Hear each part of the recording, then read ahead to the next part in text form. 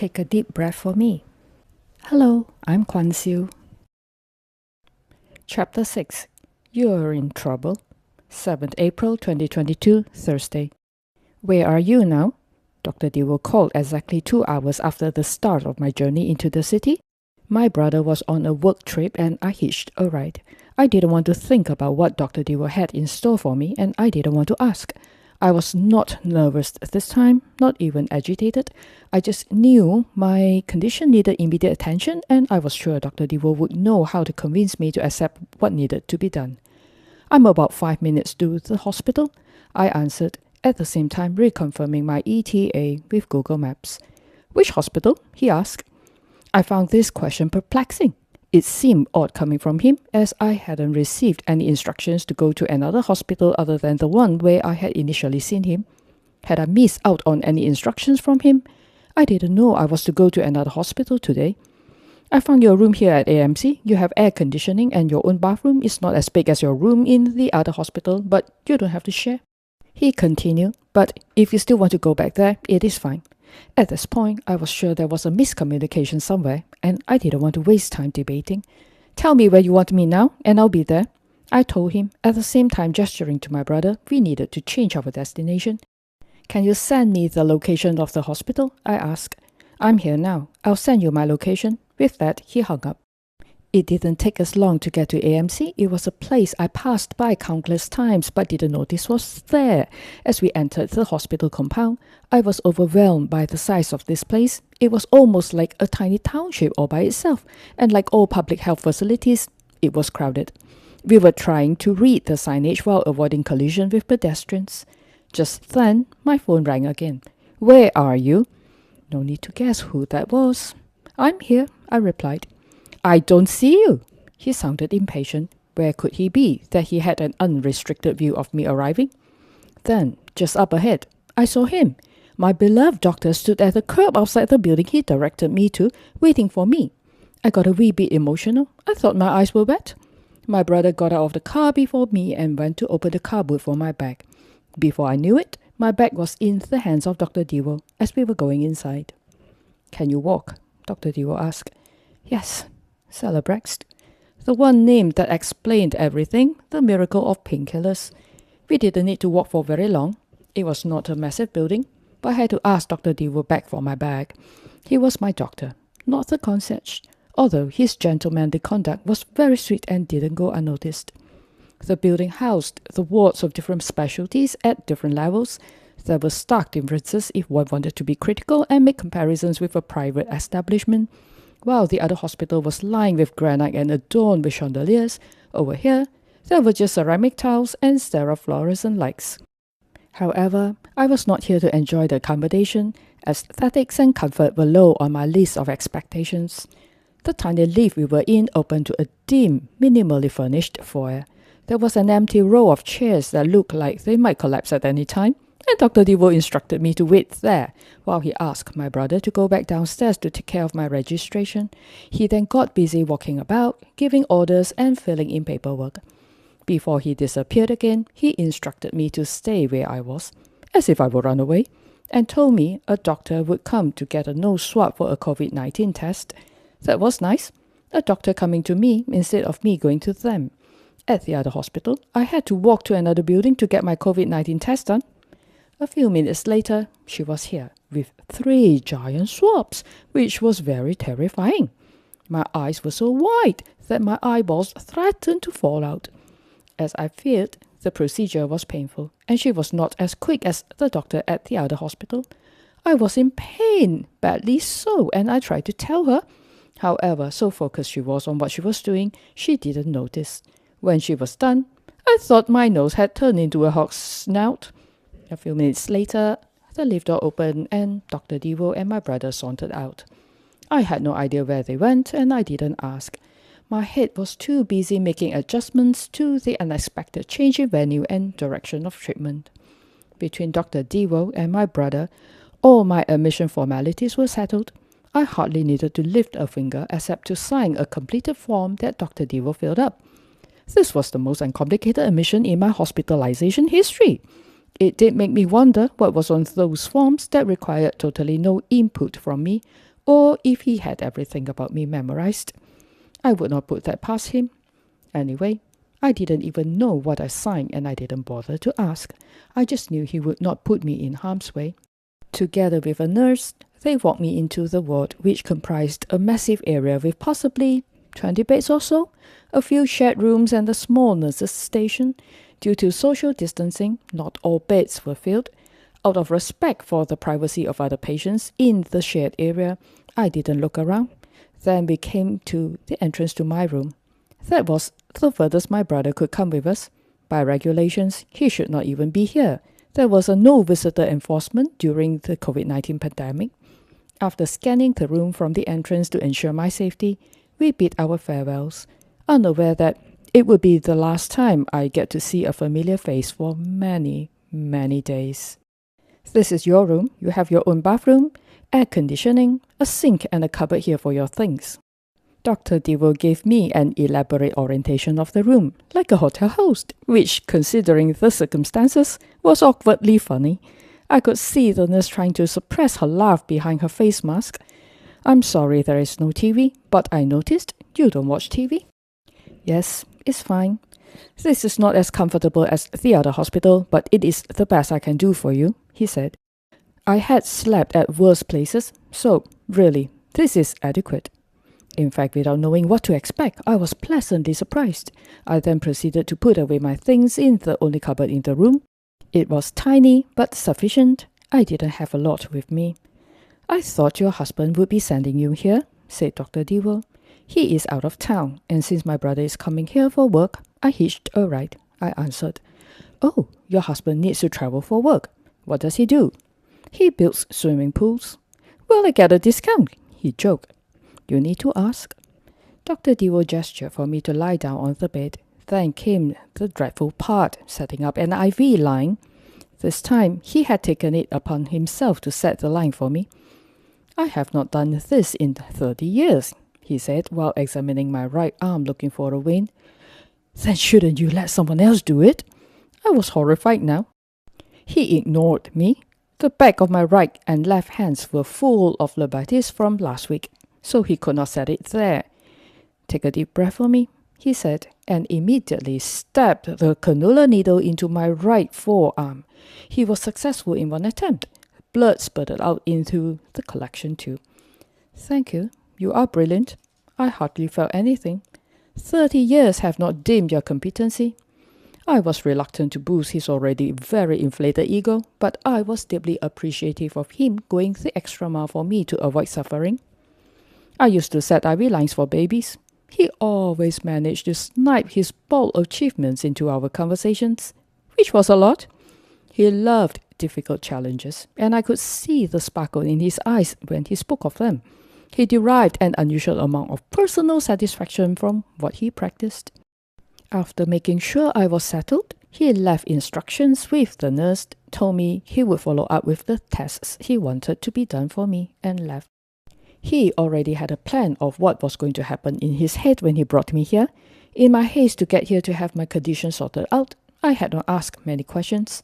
When the door closed after everyone left, only did it dawn on me the situation I was in.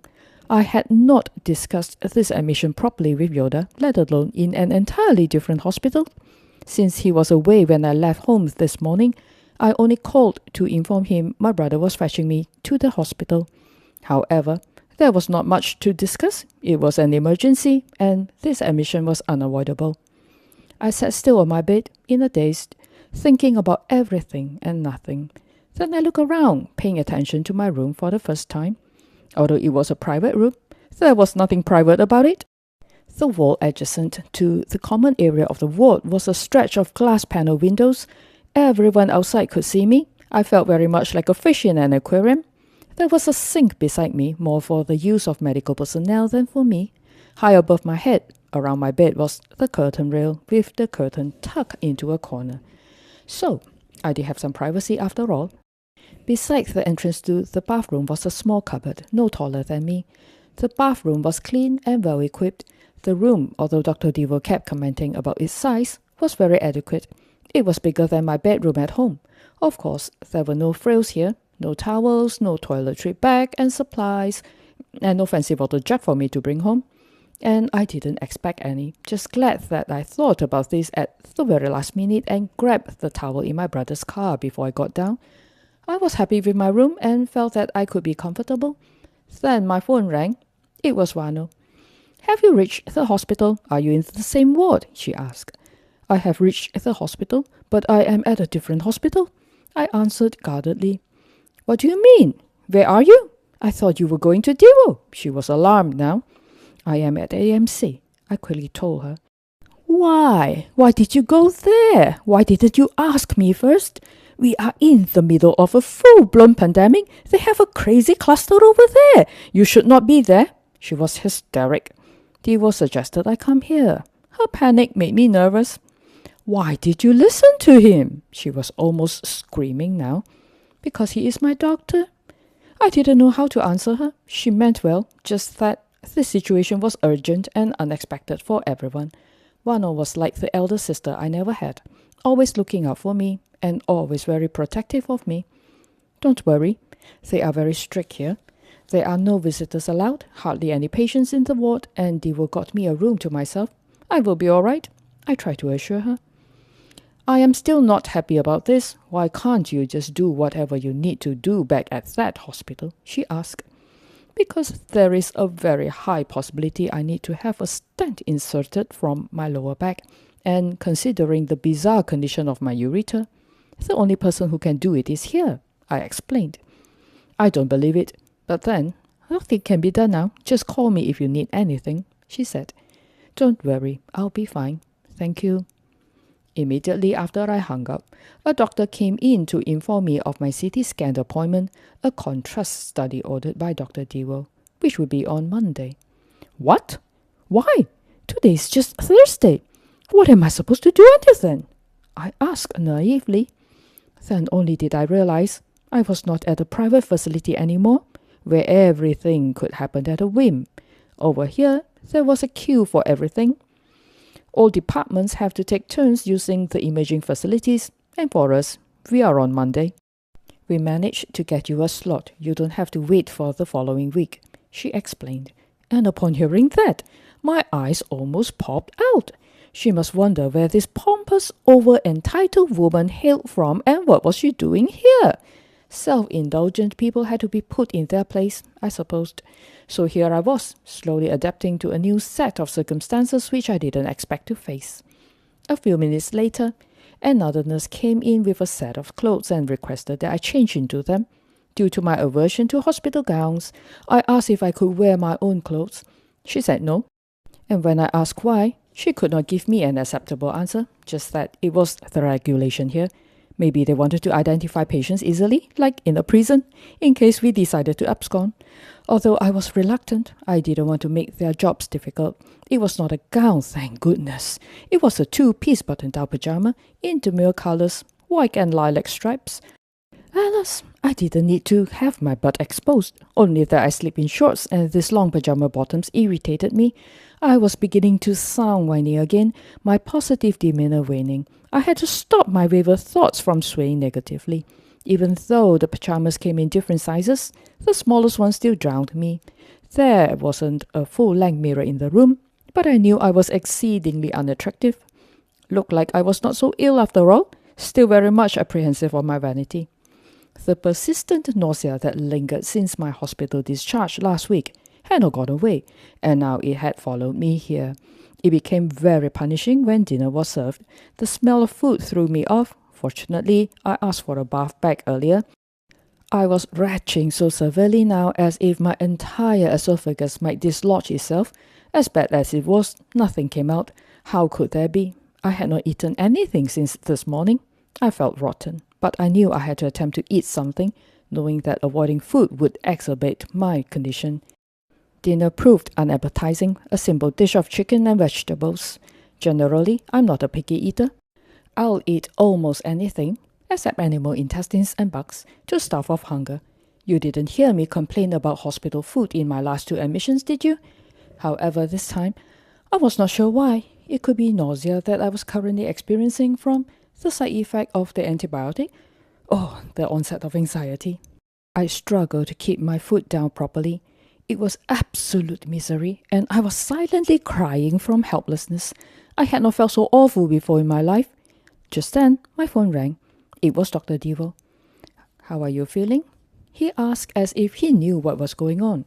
I gave a glance around the room to look for a surveillance camera. I knew it was a coincidence, only that I found my suspicious reflex somewhat comical. "I'm not doing too well." I tried not to sound whiny, but I was very worried about my well-being at this moment. "What is wrong?" "I cannot eat.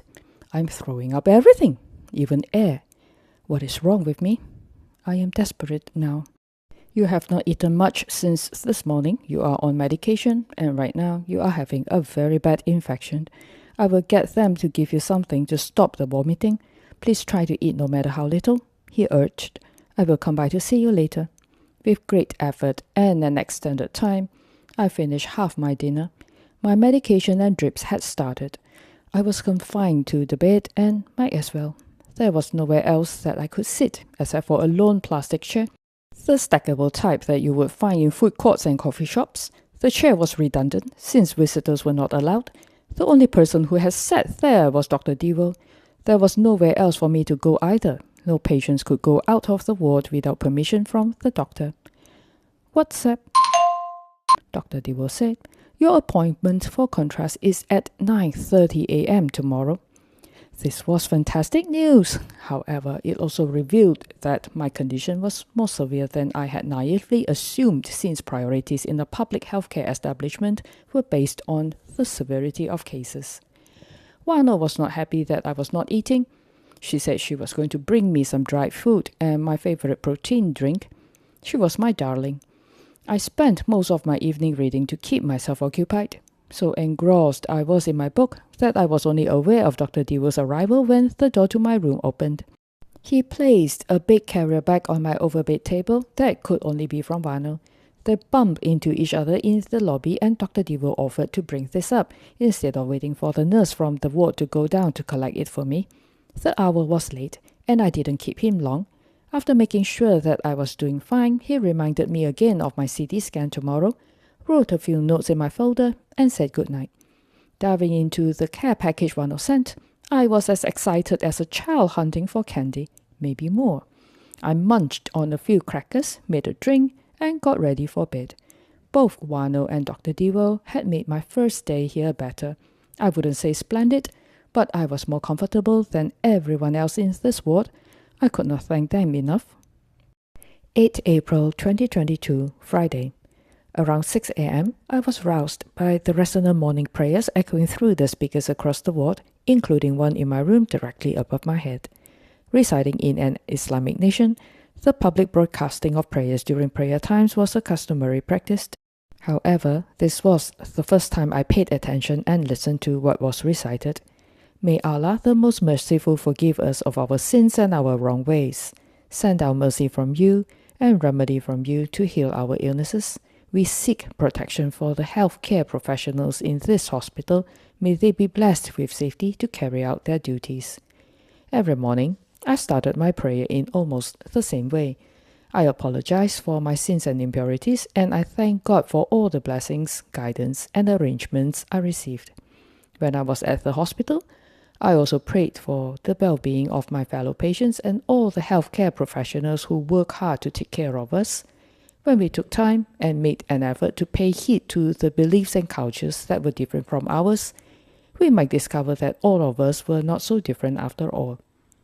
I skipped breakfast in preparation for my CT scan, as fasting was necessary. I was still nauseous, so skipping breakfast was no big deal. I usually sat up when I was awake, however I had no energy to do so today, preferring to lay down, staring at the ceiling cassette air conditioner. I wish I had not. I noticed the vents were nearly clogged with dust, and a huge diseased insect entangled in spider webs dangled threateningly from the vent above my head. Maybe it would be less intimidating if I stopped staring at it. Consequently, I turned to my side, grabbed my Kindle, and began reading. I didn't get to do that for long, because a short while later, there was a commotion outside, and the door to my room opened to admit a fresh and vibrant Dr. Devo, with his entourage of young doctors, whom I believed to be housemen. I was no longer lying down. I bounced up, sat cross-legged, back ramrod straight, my gaze bouncing back and forth between all these people. Suddenly, my adequate room felt too small and I felt too disheveled. "Good morning," chirped Dr. Devil. "Good morning," I reciprocated guardedly, still eyeing the overwhelming number of people who now stood at the edge of my bed. She will be going for a contrast study this morning to further investigate her hydronephrosis and tortuous ureter. He was facing me, looking directly at me, and holding my gaze, though he was directing his words to his fellow doctors, referring to me in the third person. I struggled to contain my laughter. It seemed odd that I could find humor in such a grim situation. Perhaps it was because I had never been the subject of a case study before. As grand as the entrance was, the exit was hesitantly messy, with everyone trying to shuffle themselves out from the small entrance. Dr. Devil stayed behind to have a short chat with me and then joined them on their way. I was left to idle away until someone came to haul me to imaging. I was wheeled there by an attendant called Safi. Due to the distance to imaging, we became friends. Safi was a proud grandfather of 5, and in his younger days was a sprinter and marathon runner, which explained his fit physique although advanced in age. We went in and out of lifts, across underground parking spaces, out to the curb, and finally to the building that housed the imaging facilities. As unconventional as the route was, there were ramps everywhere, although not aesthetically pleasing. Upon entering the imaging building, I was taken aback by the multitude of people present. Although there were patients and their companions in plain clothes, most were inpatients like me, dressed in unassertive latex striped pajamas. Despite the painted markers and tape on the floor, there was no evident effort of social distancing. I was parked between 2 elderly men, one of them coughing the entire time. I didn't have a fear of being in a crowded environment. However, at this moment, my anxiety decided to come out to visit. I was a little lightheaded. I was very alone in this crowded area and feared passing out. In an attempt to distract myself, I reached for my phone to call Yoda, but faced with a weak signal, I resorted to texting him. "WhatsApp," I said. "I am very terrified right now." Yoda said. "Why, because of the scan?" I said. "No, because of COVID." Yoda said. "Where are you?" I said. "At imaging. There is no social distancing here. I am too close to other people. I don't feel very good right now." Yoda said, "Stay calm. You had your shots. You are wearing a mask. And you are fit. I take my mother to the crowded hospital all the time. Just need to stay calm. Keep your mask on and don't touch anything." I said, "Okay." I didn't prolong the conversation, although having something to do took my mind away from my fear. Yoda was at work, and I didn't want to be a distraction. I didn't have my Kindle with me since I didn't expect the wait to be long, which was very naive of me. I was parked right in front of the procedure desk. No fancy procedure rooms here where everything was done in private. I had an unobstructed view of the activities at the procedure desks, mostly of the housemen setting up IV lines and interviewing patients to fill out health questionnaires. I couldn't remember how long I waited. It was a long while later that an attendant came over to wheel me to my scan. His badge told me he was Adi. He looked to be either in his late 20s or early 30s. He could be the radiology nurse or technician, but I was not sure. Adi unlocked the brakes on my wheelchair and off we went, away from the crowded waiting area and into a cold, dim room with the giant radioactive donut. I started to shiver. I was not sure if it was from nerves or cold. I should not be nervous this time. I already knew what we were looking for. It had to be the blaring air conditioning.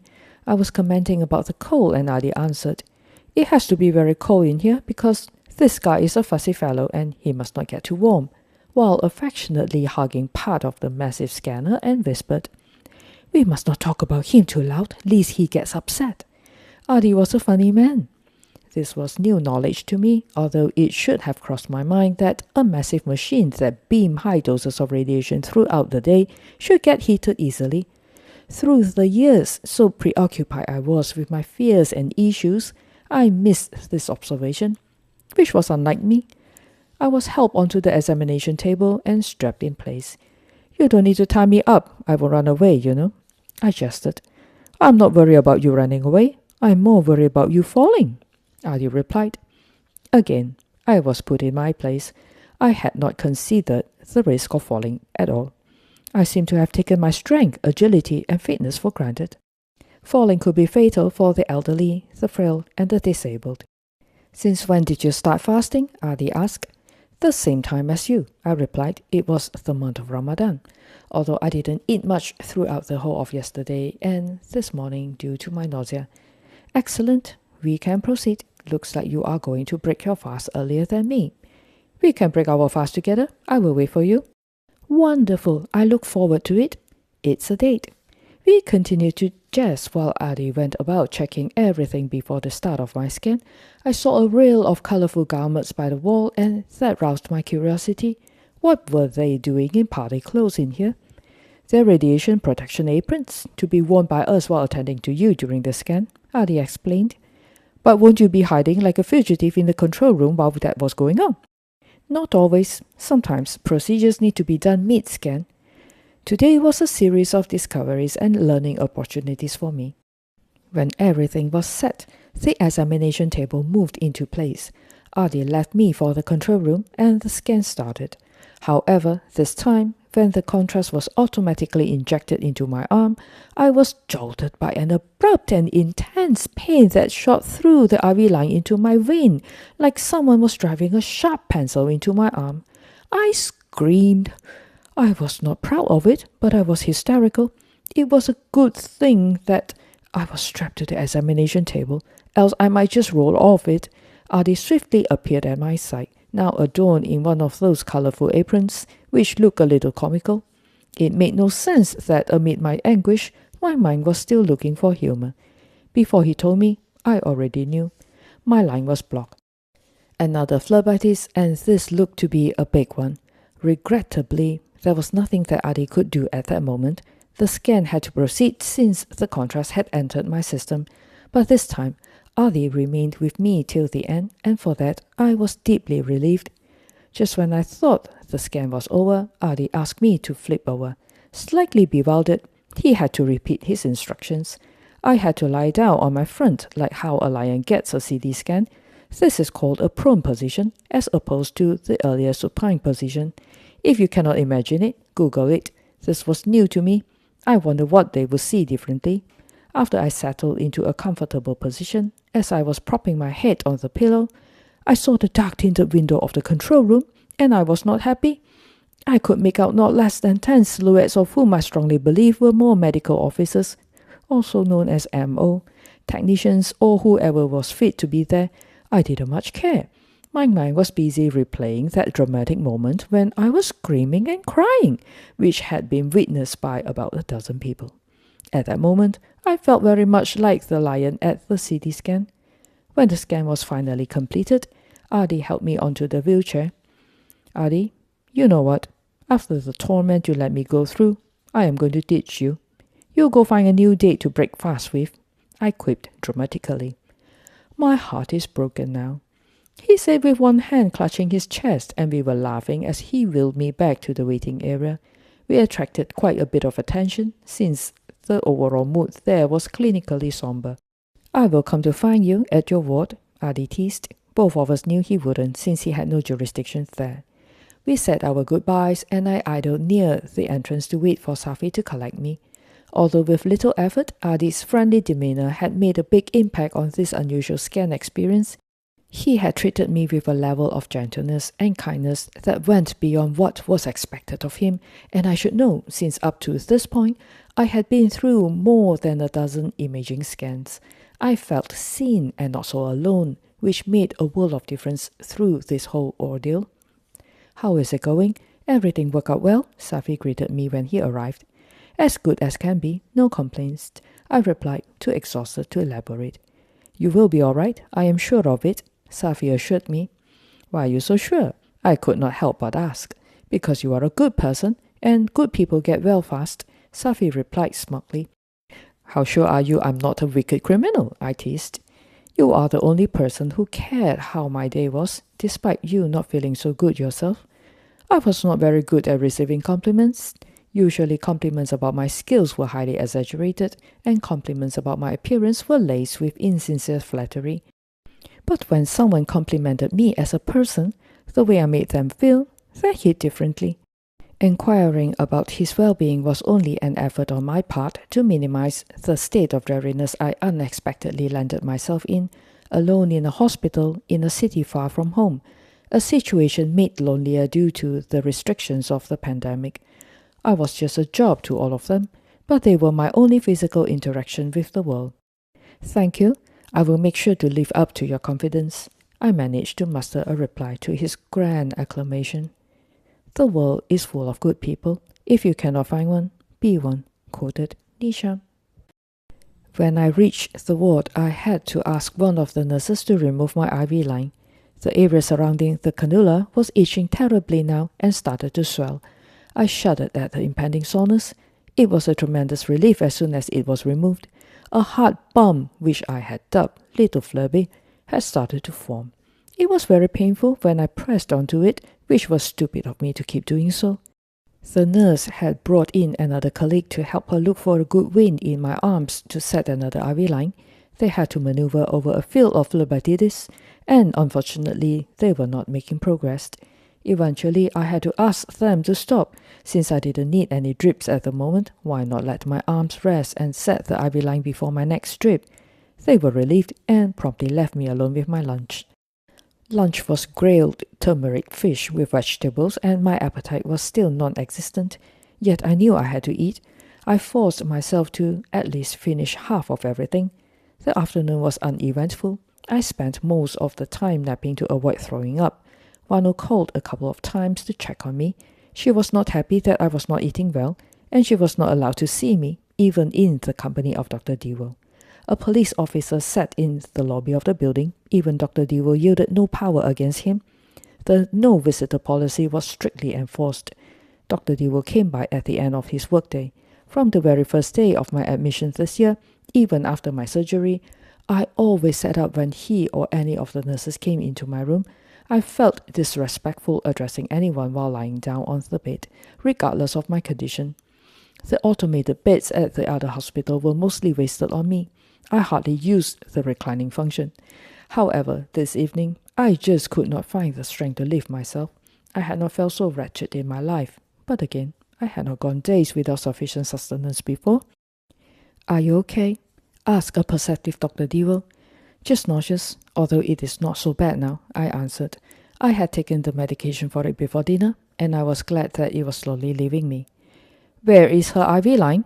Dr. Dewar asked the nurse. Oh no, I had to explain this to him. I could not let him throw a heated censure at them for something I requested. "I've asked for it to be removed after the CT scan. My arm is bruising," I quickly explained. He paid no heed and continued.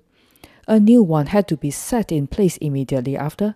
How is she going to get her drips without it?" No, please listen to me. I was the one who asked them to. If you cannot set it, you should call the doctor to come do it for her." He cut me off and continued his chiding. I had never felt so much like a mouse at that moment, too insignificant to be given attention to, yet too obnoxious to be invisible. Another nurse quickly came in with the trolley of torment. Yes, the trolley that carried the chops had a name now. Dr. Dewar picked up my left arm this time instead of the right, bent down and said, "I will set the line for you." Despite my displeasure of how he drove right in to reprimand the nurses without hearing their explanation, or mine, I was relieved it was him who was going to do this. Both my arms were beginning to look like a drug addict's, and I really could not find the strength to endure more failed attempts. As soon as he got the IV line set up without drama or fanfare, he congratulated himself. Once a master, always a master. My goodness, he really was an arrogant, pompous ass, and I had to clench my jaw and say thank you. The nurses got busy clearing the mess and removing unnecessary items from my room, including the trolley of torment, while Dr. Dewar went over to sit at the lone plastic chair with my files skimming through my records. "Your vitals look fine. You have not had a fever since you got here," he observed. "And how do you know that?" I was more alert now because he was touching on the one thing that I wanted to ask him since yesterday but had forgotten. "The numbers are on the chart over here," he said while he held up the folder to show me. "Where?" do they come from? No one has taken my temperature since the moment I arrived. I was sitting up now, suddenly with renewed energy. Are you serious? You mean to tell me all these numbers are fictional? Dr. Dewar was flabbergasted. Are you saying that I am lying? I was getting worked up now. No, of course not, but could you be asleep while they were doing it? He was still in shock. Which type of thermometer they use here? Even if I was asleep, I would certainly be startled awake if someone attempted to insert an object into my ear or my mouth. And I was not asleep all the time. Surely I was awake during a few of the instances. I couldn't believe this was happening. He had concrete reason to start a heated attack on the nurses this time, and I was not going to be a comfortable witness. Can you please press the call button for the nurse? When the nurse came in, he was in interrogation mode. Why is my patient not aware that her temperature was taken? Long story short, there was no point in explaining. The temperature readings were fabricated, and that was the danger of the situation.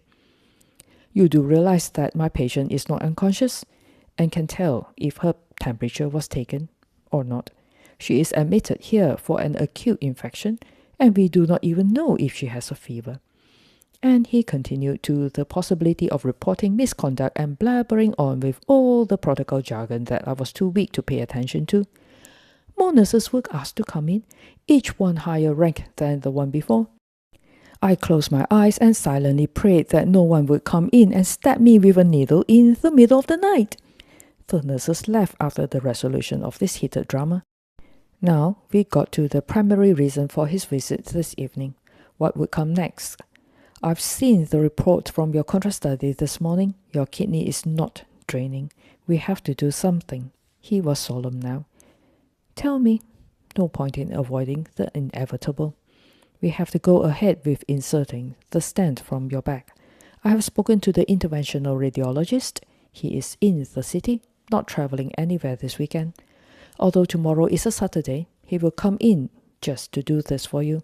It is going to be a quick procedure, won't take more than an hour. And as of his habit, started to draw pictures now. Although it was unnecessary, I had seen this for the third time. Don't worry, you don't need GA for this. It will be carried out under local anesthetic, and I will be there with you. Local anesthesia seemed satisfactory, I guessed. To me, it meant the procedure was minor and straightforward. I might not like to be stabbed with a needle in the back, but the situation needed sorting out. Dr. Dewar had explained in depth every minute detail of the procedure, including the risks involved, which were not much. The biggest risk was not able to place the stent satisfactorily in the ureter, and we had to abort the process. No one could predict the success rate since no patient had a ureter like mine. Only that, according to Dr. Dewar, the odds were good because this esteemed interventional radiologist was highly skilled, vastly experienced, and the best in the country, if not the world. I had to just take Dr. Dewar's word for it.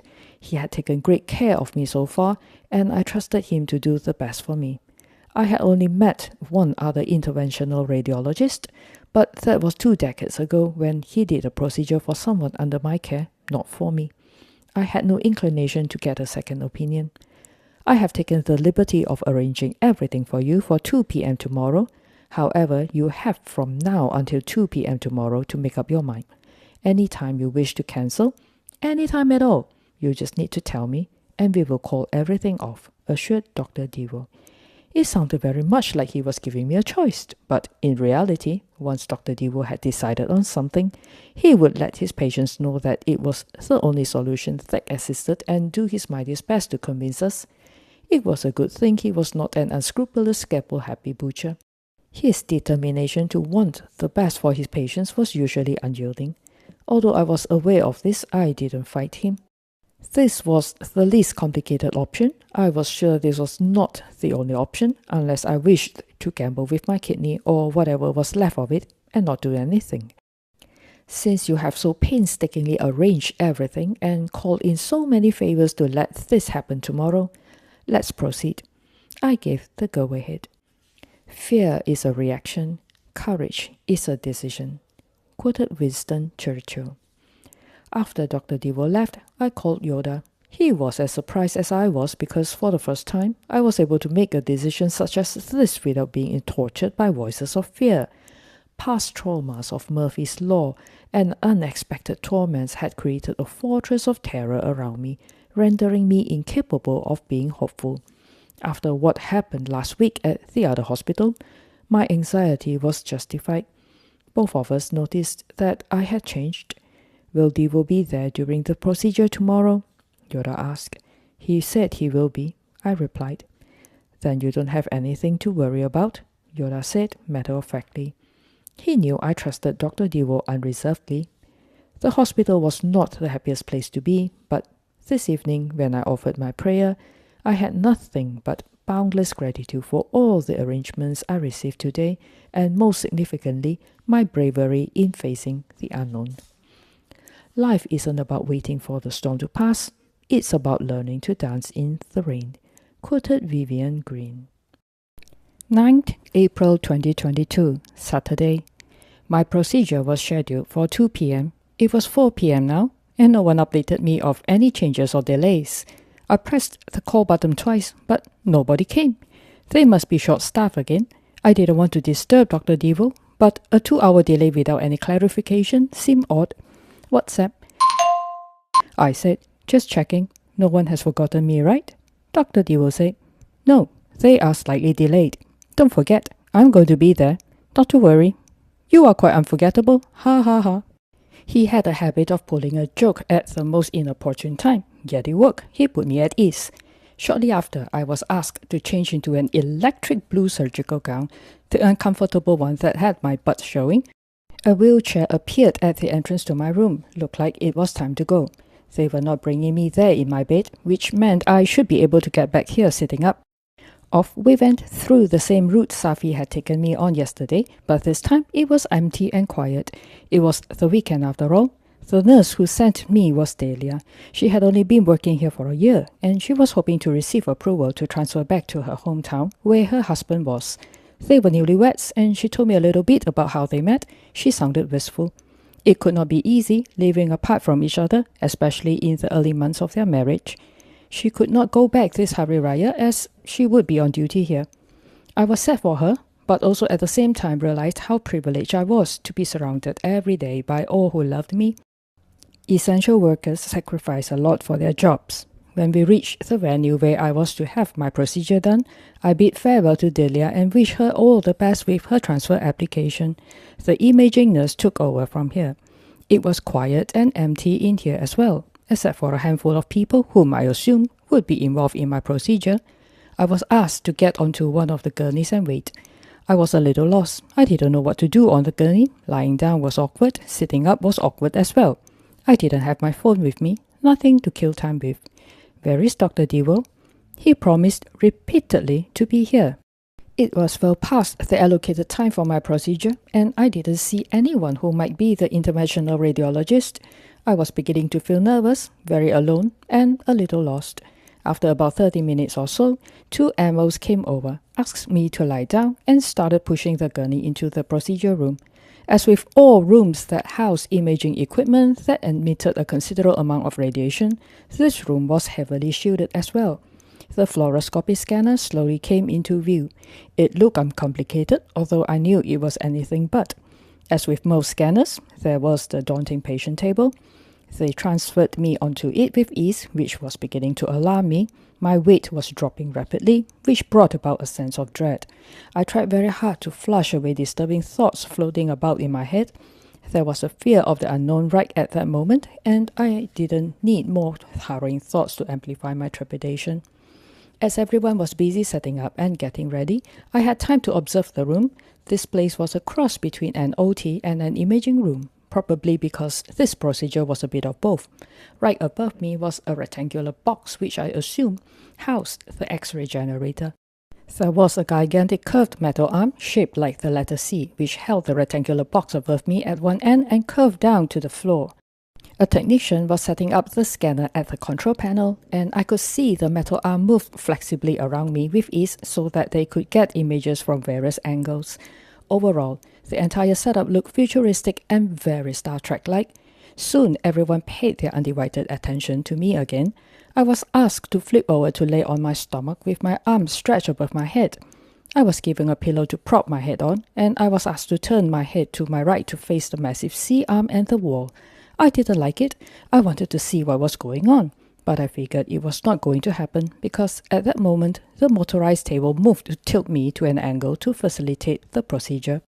"Hello, Kwansu," came a deep voice. Someone new had entered the room. "I am Payne. I am the interventional radiologist." "Hi," I greeted in return, with as much good manners as I could muster, which was not easy, with my back facing him. I didn't get to have a good look at him. He was standing beside me now. From the silhouette of his shadow cast on the wall and the direction of his voice, he seemed a tall man. "We're going to get this done in a jiffy," Dr. Payne said. Before I could say anything, I was shocked by the sudden exposure of my back by one of the animals to be cleaned with cold swabs. A bit of warning would be nice. I was getting more nervous now.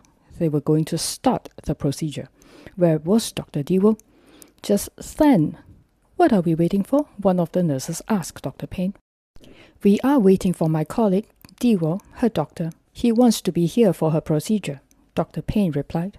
I was more settled when I heard that. Just then, a phone rang. It was Dr. Payne's. "Yes, we are all waiting for you. Don't worry," said Dr. Payne into his phone.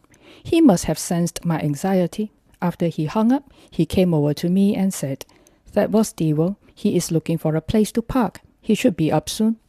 "Thank you. Thank you for letting me know." I was relieved. I didn't have to go through this alone after all. Technically, I wasn't alone, but they were strangers to me, and I had not even seen Dr. Payne's face, although up till this moment he had been nothing but kind. While waiting, I suddenly remembered, weren't doctors supposed to get priority parking? Why did Dr. Dewo still need to hunt for a parking space? Suddenly, I heard the heavily shielded doors burst open. Since my back was to the door, I didn't see him, but I knew he arrived. They didn't waste time or pleasantries. I heard rustling sounds, probably Dr. Dewo getting into one of those comical protective aprons. Then he was beside me. "How are you?" he asked. "Very nervous. Better now that you're here," I replied guilelessly. "There is no need to be nervous," Dr. Payne quipped in. "Are you married?" What had that got to do with anything right now? "Yes," I replied dubiously. "Getting married is the most terrifying thing one can do, yet you have done it. So there is no reason you should be nervous now." Dr. Payne continued his witticism. "Does that mean there is no Mrs. Payne?" I asked. Just then, Dr. Payne stabbed a needle into my back and all conversation ceased. I guessed we would never know, and at that point, I didn't much care. He was injecting the painkiller, and shortly after that, I heard the unwrapping of the microneedle. I didn't feel the microneedle went in, but Dr. Dewo gave very good narration every step of the way. Then I heard Dr. Payne comment, "Fibrosis. So much fibrosis." "What is fibrosis?" I asked no one in particular. "Scar tissues," answered Dr. Dewo. I wanted to ask why were there so many scar tissues in my kidney, but I started to feel some discomfort now, deep inside my lower back. Should I be feeling anything? Was something wrong? Dr. Dewo's narration had stopped. All was quiet. I could sense the tension in the room. Something was not right. What was happening? The discomfort was slowly evolving into pain. My breathing got heavy and I was grunting in distress. The pain intensified very quickly and I felt like someone was trying to split open my kidney. I didn't scream, but my fingers were scraping the steel table I was laying on with vile intensity. Dr. Dewo quickly stuffed a pillow into my hands and I grabbed it tightly, almost tearing it apart. If I was kneeling though, instead of that pillow, it would turn out to be an amazing break. "Bear with me, it will be over soon." "I am sorry," said Dr. Payne coolly, absent of emotion. "No, you're not." I was whimpering. "Please try not to move," Dr. Dewo warned. "If the needle breaks, we will need surgery." I could not even find words now, just a series of gibberish sounds that made no sense, and continued kneading the pillow with increased aggressiveness, silent tears rolling down from the corners of my eyes. Dr. Dewo firmly grasped both my arms and continued reminding me, "Whatever you do, don't move." How much longer? I was panting now. My eyes were wet. "Soon," both of them answered together. We were all at the point of no return. The microneedle was already kidney deep, and I was not sure if the stent with the guided wire had also gone in. The procedure had to continue. Dr. Payne was voicing out his observations, and both he and Dr. Devo were engaged in a brief discussion of sorts. I was not able to make out what transpired, mainly because of the heavy medical jargon involved, and also I was screaming in my head. I was clearly showing extreme signs of distress, and that didn't sit well with Dr. Devo. He didn't leave my side and continued holding my arms. As I didn't calm down, he decided a shot of analgesic was necessary. As soon as the potent solution entered my veins, there was a feeling of warmth and possibly a hint of euphoria. Everything around me just got brighter, and I even saw twinkling stars on the wall and the C-arm. It didn't immediately dull my pain, but slowly my body relaxed. I stopped grunting, and I even stopped caring what was going on. I knew I was slowly going to sleep. There was a feeling of detachment from all that was happening around me. I had no idea if Dr. Devo intended to knock me out or just ease my pain. I was knocked out nonetheless, and my unexpected weight loss surely would have made the shot more potent. I recall I was being moved off the scan table sometime later. The procedure was finally over. Dr. Devo attempted to talk to me, but I could barely keep my eyes open. I could hear frantic discussions about how they were going to wheel me back to the ward in a wheelchair now that I could barely stay up. A moment later, I could not make out how long, I was transferred to my bed, which they brought from the ward. Upon reaching the ward, I was not sent to my room, but parked in front of the nurse's station instead. There must have been instructions from Dr. Devo to keep watch on me. I fell in and out of consciousness, barely aware of time passing. I could hear indistinct conversations around me. I could pick up the mention of Dr. Devo, me, gibberish gossip of their curiosity surrounding my condition. I managed to pry open my eyelids for a few seconds and noticed about 6 pairs of eyes on me.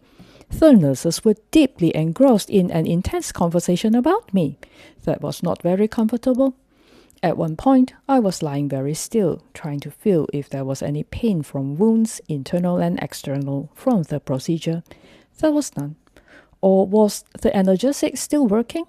I heard a phone ring and was answered by the nurse at the desk, and suddenly I was very alert. She was reporting her observations of me. The caller had to be Dr. Devo. I wanted to tell her, to tell him, to allow me back into my room, away from prying eyes, but I couldn't find my strength. I fell asleep again. By the time I was fully alert and asked for my phone, I was shocked by the number of missed calls. However, they were only from 3 people. Yoda, Wano, and Dr. Devo. It was already past 9 p.m. and Yoda and Wano had to be worried. I called them both to tell them I was alright, but too exhausted to elaborate on what happened, or what I was aware happened. I didn't call Dr. Devo back. However, he might still be at the OT, though it was a Saturday, and it was late in the evening. And I was right. He was finishing surgery. WhatsApp. I said, sorry to miss your call. I just woke up. Dr. Devo said, how are you feeling? I said, I think painkillers are doing their magic. A few minutes later, I was finally sent back to my room. I could sit up now, and that gave me a great sense of achievement. Dinner was brought to my room, but I had no desire for it. I was not sure what I was expecting. There had to be some degree of pain considering what happened. Was there a wound on my lower back? As no one I knew went through a procedure like mine, I had no one to ask. However, I was also heavily drugged, so I might not feel anything for the next few hours, or maybe days, if I continue to be given painkillers. Dr. Devo came after he wrapped things up at the other hospital. Have you passed urine after the procedure? The first thing he asked. No, I hardly had the strength to sit up. Any urge to pass urine? Not yet. He sat down, studying the details in my folder. Your ureter was in a very torturous state. It took Payne several attempts to insert the stent. He was the best, and even he was struggling. You would have ended up with a failed procedure if it was done by someone else. What happens after failed attempts? I asked out of curiosity. We will have to drain your kidney by surgery. But he was successful, so we do not have to think about that. What now? You will have to pass urine. There will be blood, but nothing you should be worried about. It is normal. However, initially, there might be a sensation to pass urine, but just a false alarm. So far, nothing he described seemed scary. They were within the scope of what I could manage. Just then, there was an urge to pee, and I told Dr. Devo so. He was excited. "Good! Quick! Go!" Urologist got excited with the weirdest occurrence. I slowly got up and made my way to the bathroom. Although there was an urge to pee, nothing came out. Was this a false alarm? I waited some more. Still nothing, and now it was beginning to get painful. The feeling was like an attack of a million scorching needles piercing their way into my being, causing an inextinguishable burn that shot up my head. I gave up after that. As I was coming out of the bathroom, my head started to spin and I was beginning to see stars. "Did you manage to pass urine?" Dr. Devo asked immediately. "I think I am going to pass out." As soon as I finished the sentence, I fainted. It was fortunate that I was beside my bed. I fell right on it. I didn't think I was unconscious for long. When I came to, I could focus on very little. There was a flurry of activities happening inside my room. A nurse was pricking my finger to check my blood sugar level. They must have moved me because I was lying straight on my bed now. "What happened?" Dr. Devo asked, which I felt was a stupid question. How would I know? Wasn't he the one with the doctor title in front of his name? "I don't know. Are you eating?" "Some. Your blood sugar is very low. We cannot have this." "I know. Do you seriously think I have control over this?" "Have you fainted before?" "Once." "When?" "When I was pregnant with my daughter, about 12 years ago." "Did they investigate why?" "No. They were too busy stitching my head." "Oh my God!" Dr. Dewo hooked the blood pressure cuff on my arm and attempted to get the equipment working, but failed repeatedly. "I'm sorry. Despite being a robotic surgeon, I am never good with gadgets. I don't even know how to change a light bulb." That got me laughing at first, but my heart softened a little. One seldom sees the humble side of Dr. Dewo. "Don't feel bad. You are not alone. I am an engineer who doesn't know how to turn on the TV in her own house," I confessed. "Seriously? You are worse than me." He was back to his arrogant self. Eventually, with help from Sophia, one of the nurses in the ward, they got the blood pressure monitor working. I was less anxious now. Their earlier panic had contributed to my unease. Perhaps the playful exchange with Dr. Devo has also diverted my attention. After all, I was expecting pain, not fainting. At least I could understand the source of the pain, but passing out thoroughly frightened me. Dr. Devo went to the lone plastic chair and observed the readings on the blood pressure monitor. It was low. He sat down and stared at it for a few minutes and then turned to me to explain what went on during my procedure. There was a lot of fibrosis in my kidney, possibly from years of multiple asymptomatic infections, which I was not aware of. Since this condition existed from birth, the infections must have started when I was young. It was only at that moment that I realized, during the initial stages of the pandemic, when we were required to scan our temperatures whenever we went, I always registered a higher temperature than others, sometimes within the range of having a low-grade fever. Those were frustrating occurrences for me because I knew something was not right, and constantly having a low-grade fever and occasionally one-sided back pain, although not much else, was not normal. Now, I could put that mystery to rest. So, was this a fortunate or unfortunate discovery? We didn't go looking for a twisted ureter. It was entirely an accidental discovery, much like Little Marble. This tortuous ureter had caused hydronephrosis all my life. Radiologists who reported my scans for the past 4 years had overlooked this condition since there was no full obstruction in my urinary tract. Simply put, it was slow-moving traffic, not a standstill. It was picked up by Dr. Devo, and in the process of looking for the cause of it, only the tortuous ureter showed itself. At the point of discovery, it had yet to cause any disruption to my lifestyle. Hydronephrosis could affect people of any age, including unborn babies. This condition increases one's chances of getting UTI due to stagnation or holding up of urine in the kidney. In severe cases that were left untreated, the kidneys might become scarred, which could lead to kidney failure. Wano had lost one kidney in a very short period due to this condition, although hers was from a different but more common method of obstruction, renal calculi, kidney stones. Her experience and loss heavily contributed towards my obedience to Dr. Devo. After making sure that my blood pressure had gone back up to an acceptable number, Dr. Devo got up to leave, although still not comfortable that I had not peed. Continue to hydrate yourself to clear the bleeding. Please let me know as soon as you've passed urine, he reminded me. I was a little uncomfortable myself. I had not peed for more than 6 hours. Surely this was not normal. After he left, I made another attempt at the toilet, but no luck. A short while later, I felt pressure in my lower abdomen. The intensity of pain was increasing. I knew something was wrong. I pressed the call button for the nurse and Sophia came. After I described my discomfort, she was alarmed, although she didn't explain why. She rushed off to get the MO on duty. Sophia returned with 2 others. They were not in any uniform, so I assumed they were the MOs on duty. After examining me, they whispered among each other, and a sense of dread began to fill me. One of them told me she had to make a phone call, but didn't indicate to who. I assumed it was to her superior or Dr. Devo, and the others started to explain to me they might need to insert a catheter to drain my bladder. Absolute dread. A few minutes later, the sound of a stainless steel trolley entering my room reached my ears. It seemed that whoever they had summoned had provided instructions. Given the late hour, I couldn't help but think I might have disturbed other patients who was trying to rest. Sophia and the 2 doctors commenced laying out the essential supplies for the procedure. Gloves, lubricating jelly, antiseptic solution, the daunting catheter, and its accompanying collection bag. After sterilizing their hands, myself, and everything that would come into contact with me, one of them initiated the catheter insertion.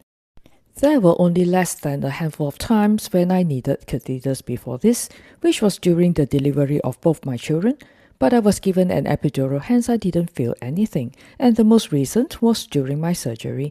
When it was done after I was unconscious, I didn't have to endure the discomfort of the process of inserting a catheter. However, the person who was doing the job was incompetent. She was taking a long time with multiple attempts. The process was agonizing, and on reflex, I held on very tightly to my bed frame, squeezing my eyes tightly shut in pain, willing this to be over soon. A few minutes later, although it seemed like hours, it was done. The catheter was secured to the urine collection bag, which was hooked onto the side of my bed. I could not keep my eyes away from it. What came out was not pee, but dark-colored blood. It was horrifying, although Sophia told me it was normal since I had just been through a standing procedure. I had a lot of questions in my head, including the most crucial one. Why couldn't I pee? Was there an obstruction? But it was very late and I was extremely exhausted, so I surrendered myself to slumber despite the discomfort. This had been a tediously long day. 10th April 2022, Sunday. Dr. Devo came by early for a Sunday. He instructed the nurse to remove my catheter, bringing considerable cheer to my spirits. The constant discomfort of having a catheter, especially since I preferred sitting up when not asleep, had been a source of discomfort. My blood pressure remained low, although in the range of normal. Why couldn't I pee? I finally got to ask my question. Bleeding during the procedure yesterday has formed blood clots in your bladder. Blood clots can block the flow of urine, Dr. Devo explained. How can we be sure when all these blood clots will clear? We are monitoring what is coming out, he explained. You are not eating, observed Dr. Devo sternly as he stared at my uneaten breakfast. I am trying. I'm not throwing up, which is good, right? But my appetite has not returned. Give me a bit of time. I will eat at least some of it. I tried to convince him and myself. He must have noticed. Get your cousin to bring you food, something you like. We shall see, I answered with a lack of commitment. The truth was, I was very reluctant to inconvenience anyone. Also, embarrassingly, I didn't even know what I liked to eat. I had no preference whatsoever when it came to food. Dr. Devo stayed to show me a snapshot he took yesterday of the screen when Dr. Payne successfully maneuvered the microneedle through my kink ureter and forced it straight, explaining the process to me in gory details. I'll send it to you. You can keep it as a souvenir, he said, before he left. At this point, my phone storage was slowly filling up with scans and gory images. By mid-morning, my blood pressure had vastly improved, and I was ecstatic. Although I didn't dwell on it, subconsciously, I was very uncomfortable when my body indices didn't fall in the recommended range. WhatsApp, I said, 120/78. Dr. Devo said, great, feeling better? I said, I went to the toilet again, very little came out, all bloody. Dr. Devo said, drink water to clear the urine. Despite my lack of appetite, I knew to keep myself sufficiently hydrated. I would just do anything to not prolong this agony. Drinking water to clear blood from the urinary tract was the easiest thing to do. To this moment, I had drank more than half a liter of water, however, none came out. WhatsApp, I said, where did all the water I drank go to, since so little came out? Dr. Devo said, we need to monitor urine output. What is the color? I said, red. Dr. Devo said, what kind of red? How was I supposed to describe a specific shade and intensity of red? This was not the first time he frustrated me. However, I remained mindful of my privilege to reach him directly instead of waiting for the nurses to convey the message. Surely I was not his only patient, and my complex condition might have been equally frustrating for him, given the constant surprises, even though he never showed it. Let's not overlook that today was a Sunday. He could have chosen to disregard me and only address my queries when he saw me, yet he had promptly responded to all my concerns. Eventually, I had to reply to his text. I knew, ideally, I should send him a snapshot of the bloody urine. Unfortunately, that had been flushed down the toilet, so I sent him a Pantone color swatch of blood red. For anyone who wanted to know, the code is #660000. I didn't know if he would suddenly scold me upon seeing it. He had to be thinking of all the patients he encountered in his decades-long career. This one surely won first prize for being ludicrously exasperating.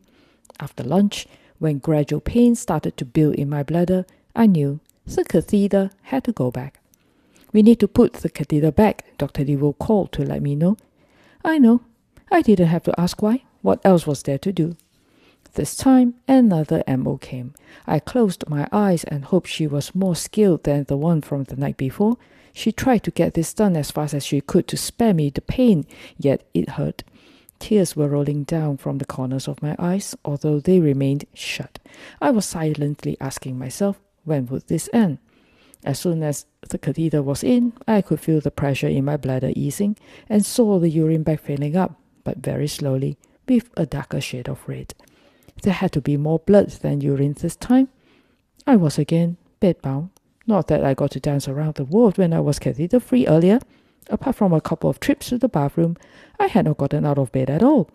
This situation was beginning to alarm me. I could feel my limbs getting stiffer and weaker.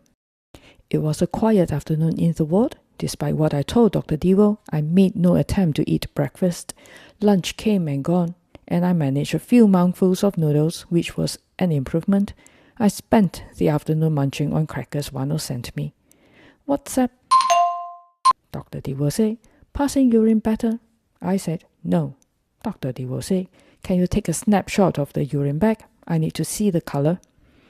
This time I had a proper photo for him. WhatsApp, Dr. Devo said, it's clearing up in the tube. This was supposed to cheer me up. However, I was not convinced this was the end of it. If everything was clearing up, I should be able to pee normally, surely. Towards the evening, when my urine cleared, Dr. Devo instructed the nurses to remove my catheter and that I should attempt to pee on my own. I waited with nervousness. What if there were obstruction again? But on the other hand, I was excited too, because if I could do that, surely Dr. Devo would discharge me the next day. Then my phone rang. Have you passed urine? Is the crucial question. Not yet. Actually, I wanted to come to see you. Unfortunately, due to the Bukit Pasoh traffic situation, it is quite challenging. Yesterday evening, when I left after seeing you, I only reached home at midnight, he explained. Upon hearing that, I could not help but feel a little disappointed because being cooped up here alone, Dr. Devo had become my hey, you know what happened today person. It's fine. I'm all right. Hopefully my bladder starts to work. I replied. If you still cannot pass urine, we have to put the catheter back in again, he made clear. Yes, I know. Before I finished my sentence, there was an urge to pee. I think I need to go to the toilet now. I will let you know how it goes. I spoke quickly, then hung up and rushed to the bathroom. It did not want to come out. The catheter had to go in again. Still, before that, I felt that I should probably take a shower since I didn't feel comfortable doing that while attached to a urine bag. When I was almost done, I heard a commotion outside.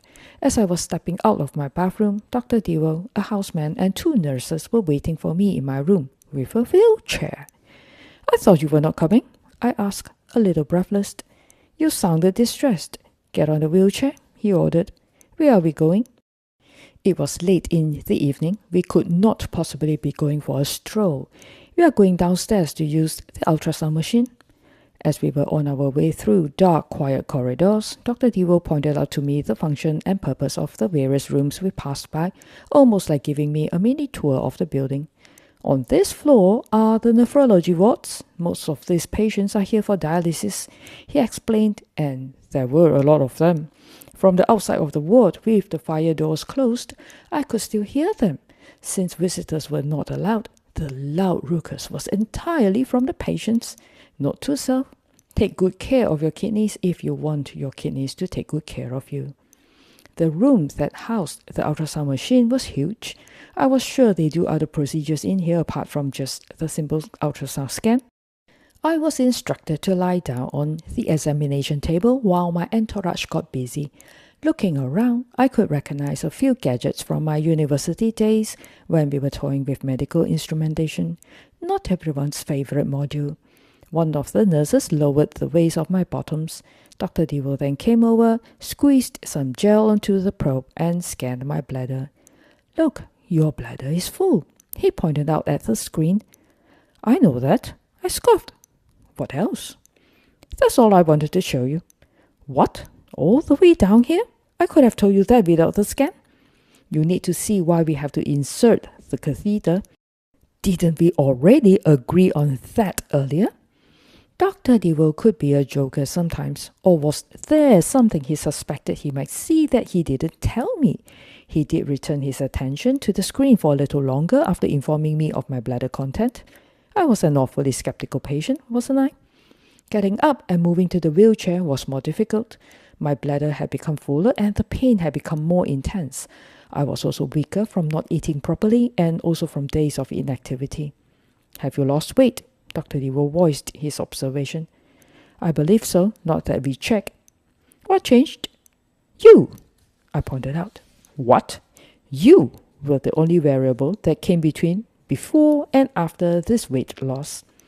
That earned a snicker from the houseman Dylan, who was quietly observing until now. A lot of things started happening as soon as we got back to my room. I was helped into my bed. Stainless steel trolleys were being pushed in and out.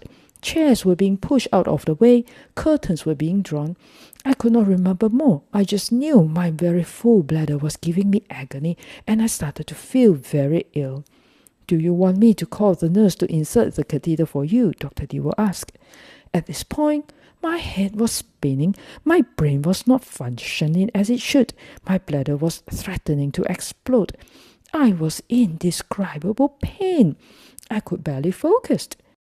I managed a soft whimper. Anyone? Heavy breathing.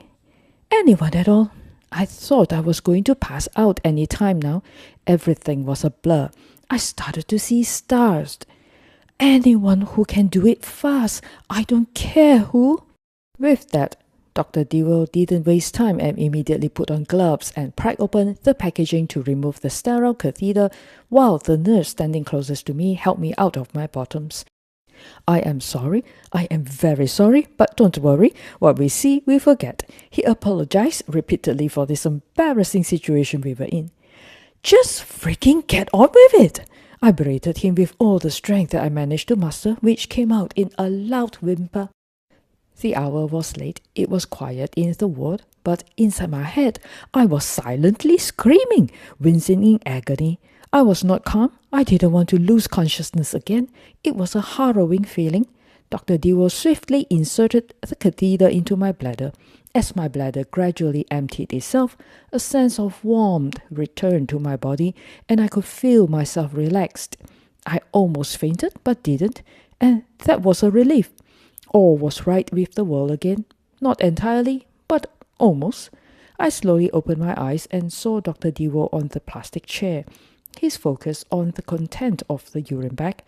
Did I mention urologists were obsessed with the color of urine? It is late. You should go home. I don't think anything will change tonight, I told Dr. Dewar. He was still staring at the urine bag, the content blood red. How can you accept this? He asked, as if there was something we could do about it at that moment. I don't. But what else do you want me to do tonight? Scream at you? I asked. I knew he was highly aggravated with this situation. I was too. The daunting situation escalated quickly in the middle of the night, about an hour after Dr. Dewar left. Less and less came out from the catheter, and the pressure in my bladder was building up again. This time, I knew to quickly get help. We have to perform a procedure called flushing, the MO told me. Do I need to get up? I asked. No, just stay where you are, she explained. Bladder flushing is a procedure that involves rinsing out the bladder using a sterile solution. It was typically done to remove blood clots, debris, and other irritants from the bladder. The solution was injected into the bladder through the catheter, filling it and subsequently draining out through the catheter again. The MO kept repeating this until the solution that came out was clear of clots. Little did we know, that was the first of a handful of bladder flushings that they needed to perform on me throughout the night until the wee hours of the morning. Alone in the darkness, my thoughts were scattered and void of focus. This evening had caused more mental duress than physical pain. It was easy to succumb to despair. Not knowing when this situation would resolve itself had led to a feeling of being trapped in a seemingly endless cycle of negativity with no prospect of improvement. My worst fears justified. Sometimes all you can do is accept there's not much you can do, and sometimes all you can control is how well you let go of control, quoted Laurie Deshin. 11th April 2022, Monday. WhatsApp. I said, why do you want to check my heart? You're making me nervous. Dr. Dewar said, I didn't ask to check your heart, asked the nurse to confirm. I said, they just came in and did an ECG. Dr. Dewar said, get the doctor from the ward to call me. I didn't. The ECG was done. No point in introducing more tension and drama to the ward. I would find out soon enough. This morning, my darling Ronald arranged for McDonald's to be delivered to me. Despite my persistent nausea, indulging in junk food posed no difficulty. It was very smart of her to have thought of this. Furthermore, sodium would increase my blood pressure. I was eating so slowly that by the time I finished the Little McChicken, it was already lunch. Not too bad. I killed 2 meals with 1 burger. That was the most I had eaten and not thrown up ever since I got here. I spent the afternoon reading in bed. Where else? And dozed off after a few chapters. I didn't have a habit of taking naps, but of course, this was an out-of-ordinary situation. And since my sleep the night before was tortuously interrupted by repeated bladder flushing, I was more exhausted than usual. I was always a dreamless sleeper, but this afternoon I had a vivid dream of Yiming, someone very dear to me, who left very suddenly a decade ago without giving me sufficient time to say goodbye. Although his last moments were spent in the ICU, I was confident that he would make a recovery, considering his youth and fitness. But he left. He left me with a broken heart and a huge void of regret for not seeing him more often or saying what I wanted to say, and that would always haunt me. I could not make amends because he was not here anymore. I could only reframe my perspective and shift my focus to be a more expressive person to people around me. He didn't stay in my dream for long. Again, he left too quickly. I was chasing him, yet couldn't reach him. I was despaired once again. It is very hard to lose people you thought would never leave, but you will be okay because you have no choice. When we lose people we love, we have to find a way to keep going for the people we still have. Quoted Sean Murphy, the good doctor. I woke up to a wet pillow. I had been crying in my sleep. Just then, Because the door to my room was opened, I heard the distinctive sound of Dr. Dewo's footsteps coming towards my room. His derbies make a sound which was easy to distinguish from the soft sole sketches worn by the nurses and MOs. In a panic, I sat up, still a little confused, but alert enough to know to flip my pillow to hide my tear stain. I had given him enough concerns about my well-being. I didn't want him to question my state of mind or emotion as well, even though he knew I suffered from mild levels of anxiety. "Good, you are 18, he said, gesturing to the scrunched-up McDonald's wrapper still on my overbed table. The repeated flushing yesterday revealed that more blood clots were not coming out by themselves through the catheter, as I already suspected. Something had to be done, and I was sure Dr. Dewo was going to tell me. "We are going to start bladder irrigation. But we need to change your catheter though. We need a catheter with 2 drainage ports," he said. Double dread! I had to go through another catheter insertion. Bladder irrigation is much like bladder flushing, however it is done continuously. The extra drainage port will be attached to large bags containing saline which goes into my bladder. 2 large bags of saline consisting of 3 liters each hang from the IV pole. The tubing goes through a pump so that the speed can be controlled. The clamp for the first bag is open until it is empty, and then the nurse will close that clamp and open the clamp on the second bag. While the second bag is flowing, she will replace the first bag. This would go on until Dr. Dewo gave instructions to stop. I didn't like it, but I had no choice. "What's that?" I said. Up to this moment, I believe not a single person in this world who has not seen my naked bottom.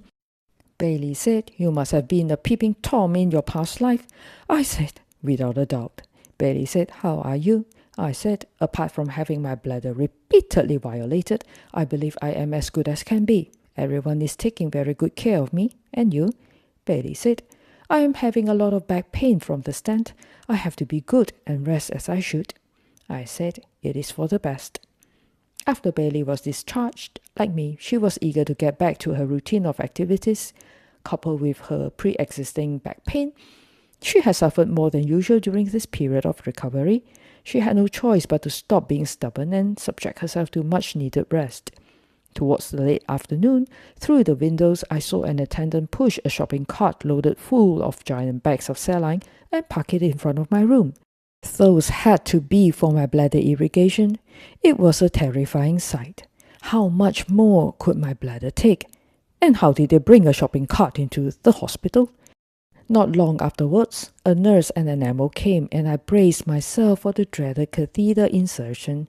"The new catheter is going to be bigger. Please bear with us," the MO explained. Triple dread. I winced in discomfort.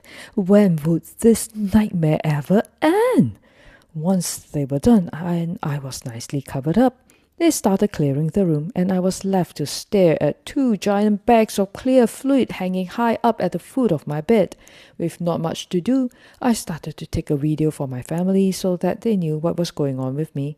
It could be the writer in me or a reaction to my boredom. I narrated the entire video like a documentary expert.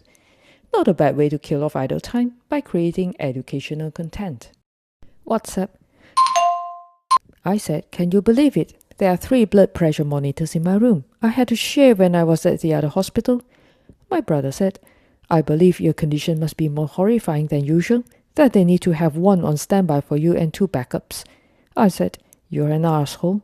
My brother said, "Or your room could be a storage room of sorts, like a broom closet." I said, "I don't want to talk to you anymore." Brothers existed with the sole purpose of annoying their sisters. Throughout the afternoon, I could feel the cold saline going into my bladder. The other end of the catheter was not feeding into the urine bag anymore. It was being replaced by a pail to hold the liters upon liters of saline coming out. There was neither color of urine nor blood, just clear, colorless liquid coming out. I was expecting to see more blood clots, but there were none. Dr. Dewo said I should give it a bit more time. The MO said probably all the blood clots had cleared out, and the nurses just sympathized with me. Although I was only hours into the procedure, deep down I knew it was not going to work. I spent the afternoon reading and fell asleep with the Kindle on my face. Some parts of my limbs were numb from inactivity. Little flabby on my right forearm had gotten bigger and more painful. I had to be very careful not to hit it. Although my nausea subsided, my appetite had not returned. The nurses started taking my temperature now 3 times a day. With the massive bottle of antibiotics feeding into my veins, I should not be having a fever, and I hoped I stayed that way. With several strengths of painkillers Dr. Dewar had on standby for me, I should not be worried, yet I was. I was not afraid of pain. I was afraid of the source of pain. I feared the unexpected because no one had a condition like mine. Despite what I had gone through were common procedures, this complication was unforeseen. 12 April 2022, Tuesday. Following my success with the McChicken yesterday, Wano had McDonald's breakfast delivered to me this morning. I suspected she might have overestimated my capacity to ingest. She ordered a massive breakfast set with an additional piece of cake to meet the minimum order for free delivery. Did you finish your breakfast? Wano called to check on me towards noon. I had a hash brown and hot chocolate. I replied guardedly. Seriously, just one hash brown? She screeched. Don't be angry, this is progress. I replied snarkily, finding new energy after a bout of oily carbs and sodium. I'm calling to ask what you want for lunch. It would be necessary I will eat the chicken McMuffin for lunch. Please don't tell me you are splitting one breakfast set into 3 meals. I couldn't reply to her because that was what I intended to do. Call me if you need more food. Okay, will do. What I needed was for this wretchedness to end. Idleness and uncertainty had manifested into lethargy. Receiving a text from Stefan was a good distraction. However, I had limited energy to explain my circumstances. WhatsApp. Stefan said, "Are you all right?" I said, "Good, just in a bit of pain." Stefan said, "Promise me you won't be quiet when you are sick." I said, "Someone has to stop updating you on my whereabouts. I am fine." Stefan said, "It is not right. We laugh together, yet you suffer alone." I said, "Aw, how sweet of you. Not that you can share my pain, though." Stefan said, "What is happening now?" I said, "My bladder has been repeatedly stabbed by catheter since Saturday." Stefan said, "Ouch." I said, "Yes, you are not going to survive it." Stefan said, "Are the doctors any good?" I said, "The best, don't worry." There was no point in explaining my condition to Stefan. I felt uncertain about the direction and purpose of these procedures. My understanding was that Dr. Dewar was asserting his best efforts for my well-being. No blood nor blood clots were coming out from the catheter. Everything was clear. Despite enduring the discomfort of a larger catheter, the bladder irrigation process faced uncomfortable interruptions due to repeated blockages throughout the day. The MOs had to intervene with bladder flushing on multiple occasions. It became apparent to me that there were still blood clots present, but they were not being expelled naturally. I questioned the MOs, but their responses were elusive. I was not happy with how this entire situation was managed. Why continue with a procedure that was not solving my problem? Would I ever pee on my own again? How was my bladder coping with all these torments? Would I need surgery to correct this complication? It was a varying situation here. Although Dr. Dewar came to see me at least twice a day, most of the time I was being cared for by MOs and nurses who rotated every day.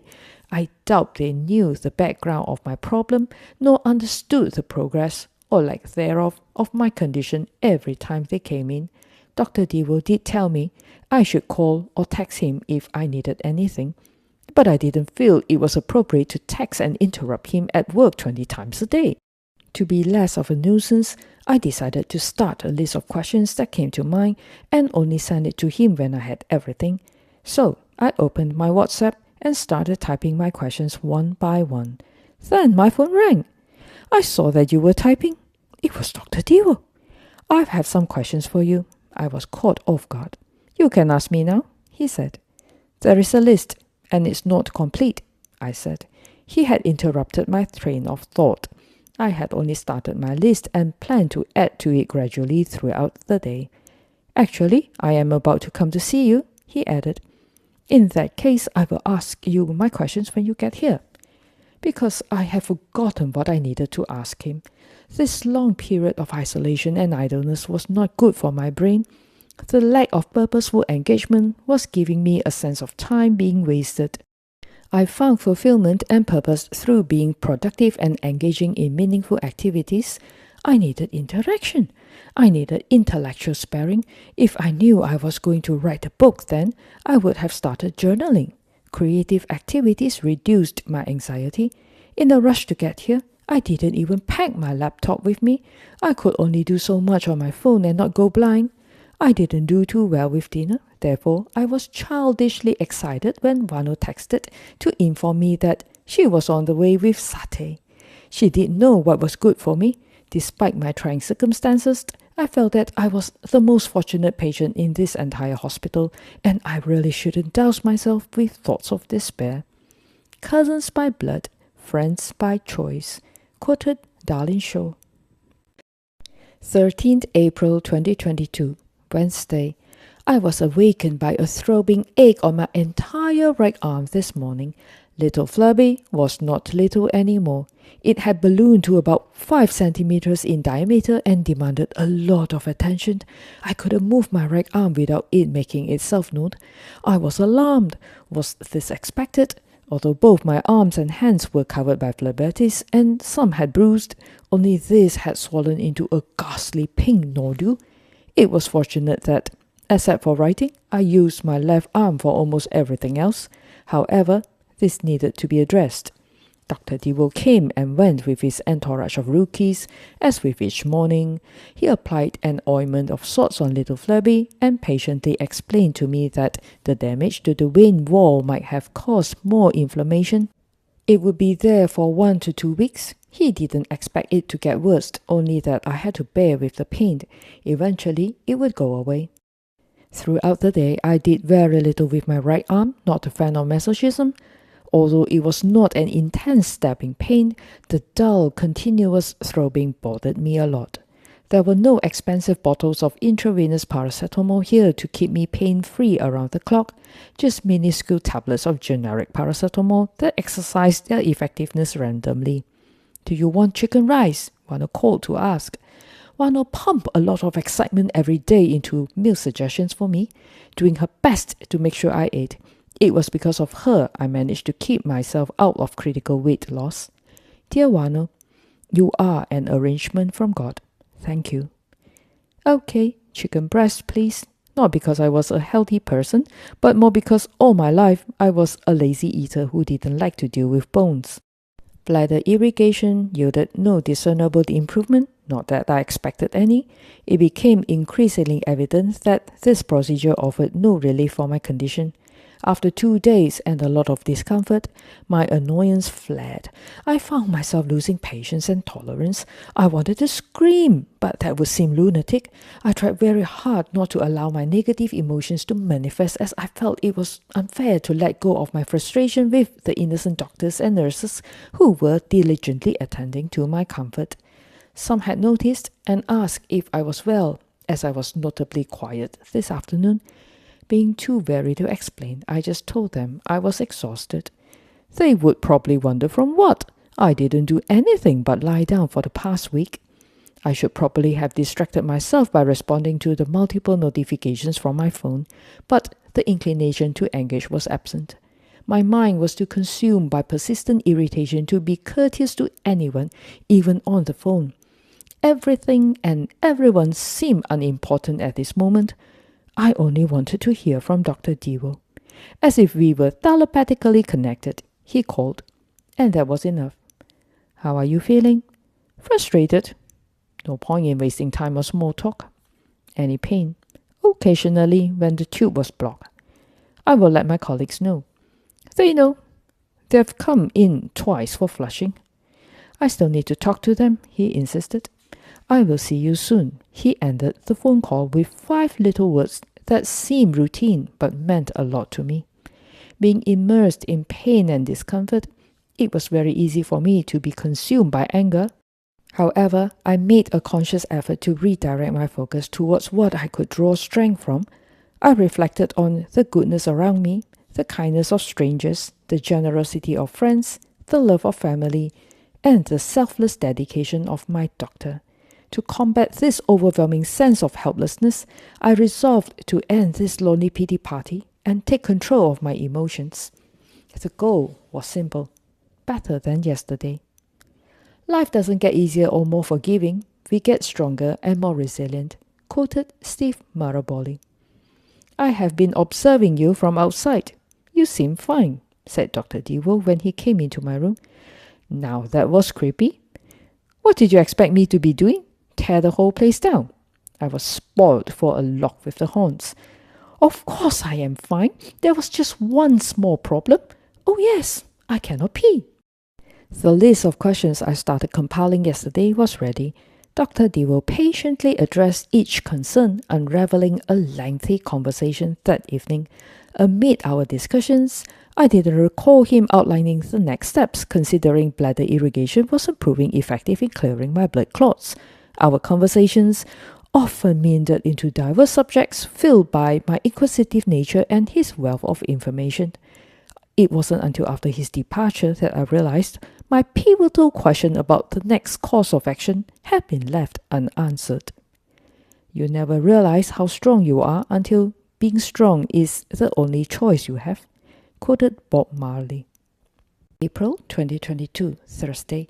I stared at the plastic measuring jug in disbelief, rendered motionless as I sat on the toilet bowl.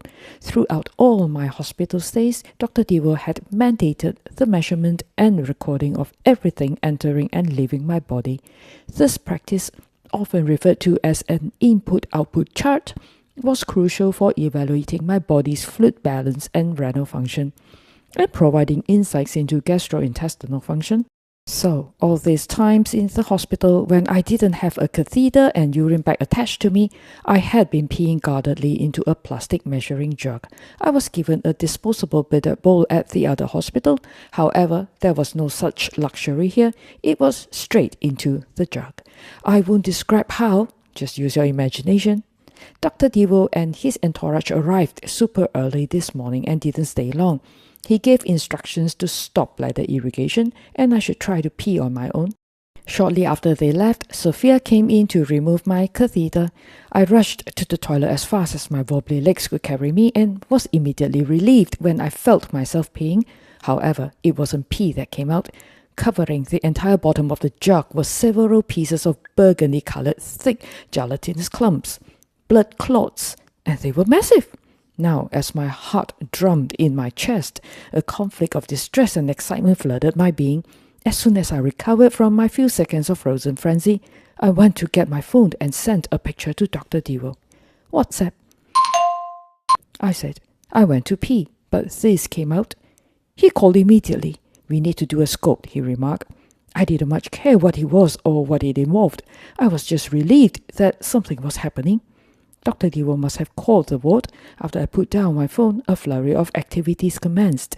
Sophia came in to ask if I peed, and I told her the jug with the blood clots was still sitting on the bathroom floor. She quickly went into the bathroom, and I heard several clicking sounds. I knew she needed to evidence this for the doctors, but there was a lot of clicking. After she left, 2 AMOs came and asked about the blood clots, and I directed them to the bathroom. More sound of the phone camera clicking. Had they not seen excreted blood clots from the bladder before, or was this an unusual size or amount? When they were done, before they left my room, I asked if I could flush the blood clots away now. They said I should keep them there for a little longer. Yikes! Why? Within minutes, a nurse I had not met before arrived at the entrance to my room with a wheelchair. He was Helmi, and he was ready to take me to the procedure room. I staggered slowly to the wheelchair. Helmi, appearing to be in his early 20s, had a petite and slender build.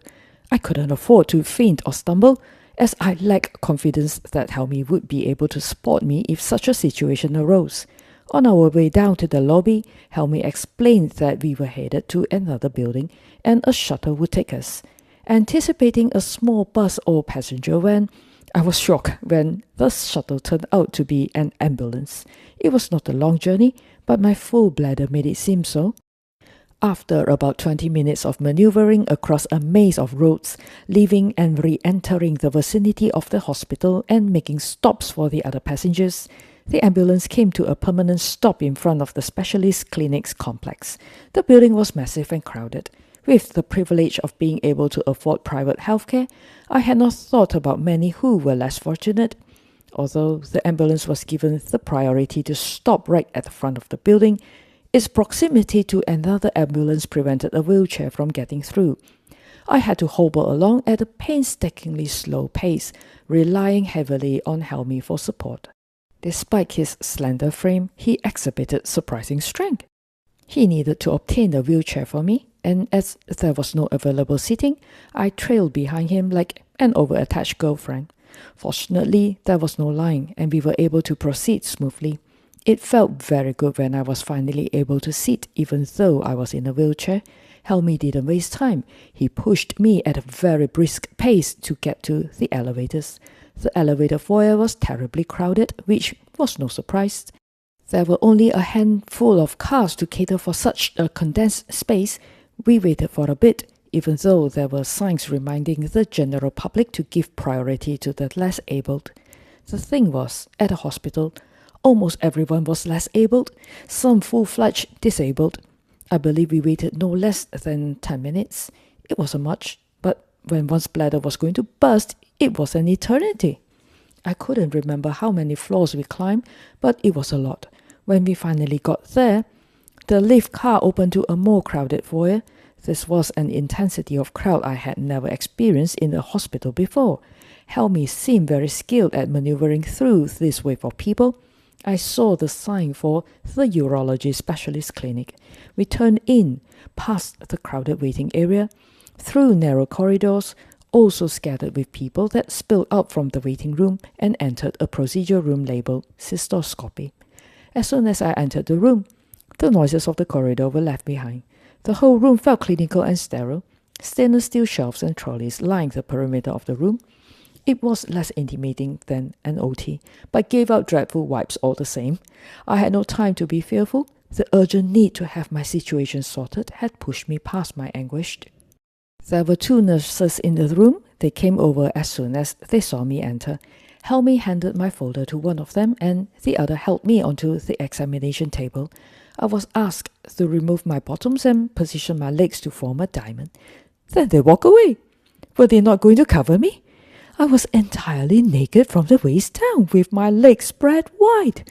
Although, after all this time in the hospital with repeated catheter insertion and removal, embarrassment had fled me. I was still alarmingly horrified, a feeling further amplified by the stark bright lights of the procedure room. There were not many people in the room, and I was sure they were quite immune to patients in various states of undress, but I was terribly uncomfortable. I didn't know who would be performing the procedure. I was just assuming it would be Dr. Dewo, but after I heard bits of conversation between the nurses, I was not sure anymore. Whoever it would be, I certainly would not want him or her to walk in and see me like this. A few minutes later, although it seemed an eternity, one of the nurses came and finally covered me with a thin turquoise sheet. "Are you okay, ma'am?" she asked. "No, my bladder is very full," I whimpered. "You'll have to wait. The doctor will be here soon," she replied mechanically, like she had been giving out the same response for the 1000th time today. That certainly didn't help the situation. At this point, I didn't know if the health of my bladder had deteriorated significantly, considering the repeated distress and torment it went through. Then I heard the door to the room open, and in walked Dr. Dewo. "How are you?" he asked. "My bladder is close to bursting," I almost cried. He immediately asked for the catheter to drain my bladder, and at the same time chastised the nurses for not doing so earlier. "How many years have you been working here?" he asked one of them. 17, she answered timidly. "And after 17 years, you still don't know we have to drain the bladder before scope?" He pushed on. He didn't scream or shout. He controlled his demeanor well, but his castigating could make one feel really small and useless. Because he had the capacity to be more efficient than average, He was often frustrated with those around him who performed with calculated mediocrity. While my bladder was draining, I could see one of the nurses bringing over a long black tube attached to a gadget at one end. It was a cystoscope. It allowed Dr. Devo to look inside the bladder. It was an important piece of equipment in diagnosing conditions that affect the bladder and urinary system, and right this moment it looked menacing. How could this fit? Yeeks! After squirting some numb gel onto the tip of the tube, Dr. Devo proceeded to insert the scope. It stunk a little, but not as bad as I expected it to be. Dr. Devo then asked that I pay attention to a massive screen beside me displaying what the camera was seeing. Very intriguing. At first, it was a blur of red, but slowly things came into focus. I could see the walls of my bladder, glossy and veiny, very much like I had entered an alien mothership. As Dr. Devo moved the camera around, I could see clumps of blood clots stuck to the walls. He could make the scope suck out the blood clots from within. So this went on for a while. It was like a video game to him, on the hunt for blood clots and zapping them. While he was at it, he gave instructions to the nurse to prepare the analgesic. "Are you going to give me morphine?" I asked. "Yes, do you need it? Is it going to get worse?" "No, we are halfway through. It will be just like this." Why had he only thought about that now? "Then I don't need it." "Are you serious? You feel no pain at all?" He was astonished. "No, not at all," I answered matter-of-factly. It's remarkable what women can endure. If it was me going through this, I would have jumped through the roof. I won't say that I'm not feeling anything. It's uncomfortable, but it's not painful.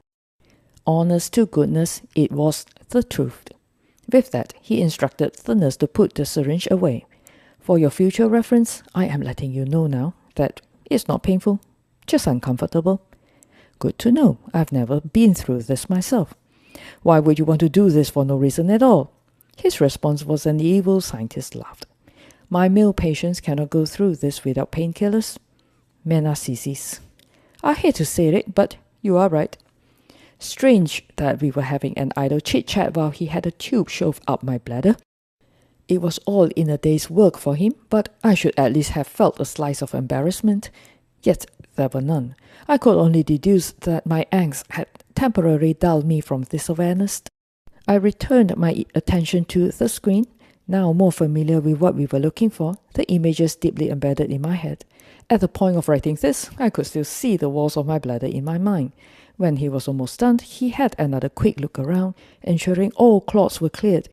He also showed me the bottom end of my stent that curled itself up at my bladder. It was sitting in the right position. The stenting done by Dr. Payne was a success. It was a relief to know. Tell you what, instead of me draining out all the saline from your bladder, you are going to attempt to pass them out on your own.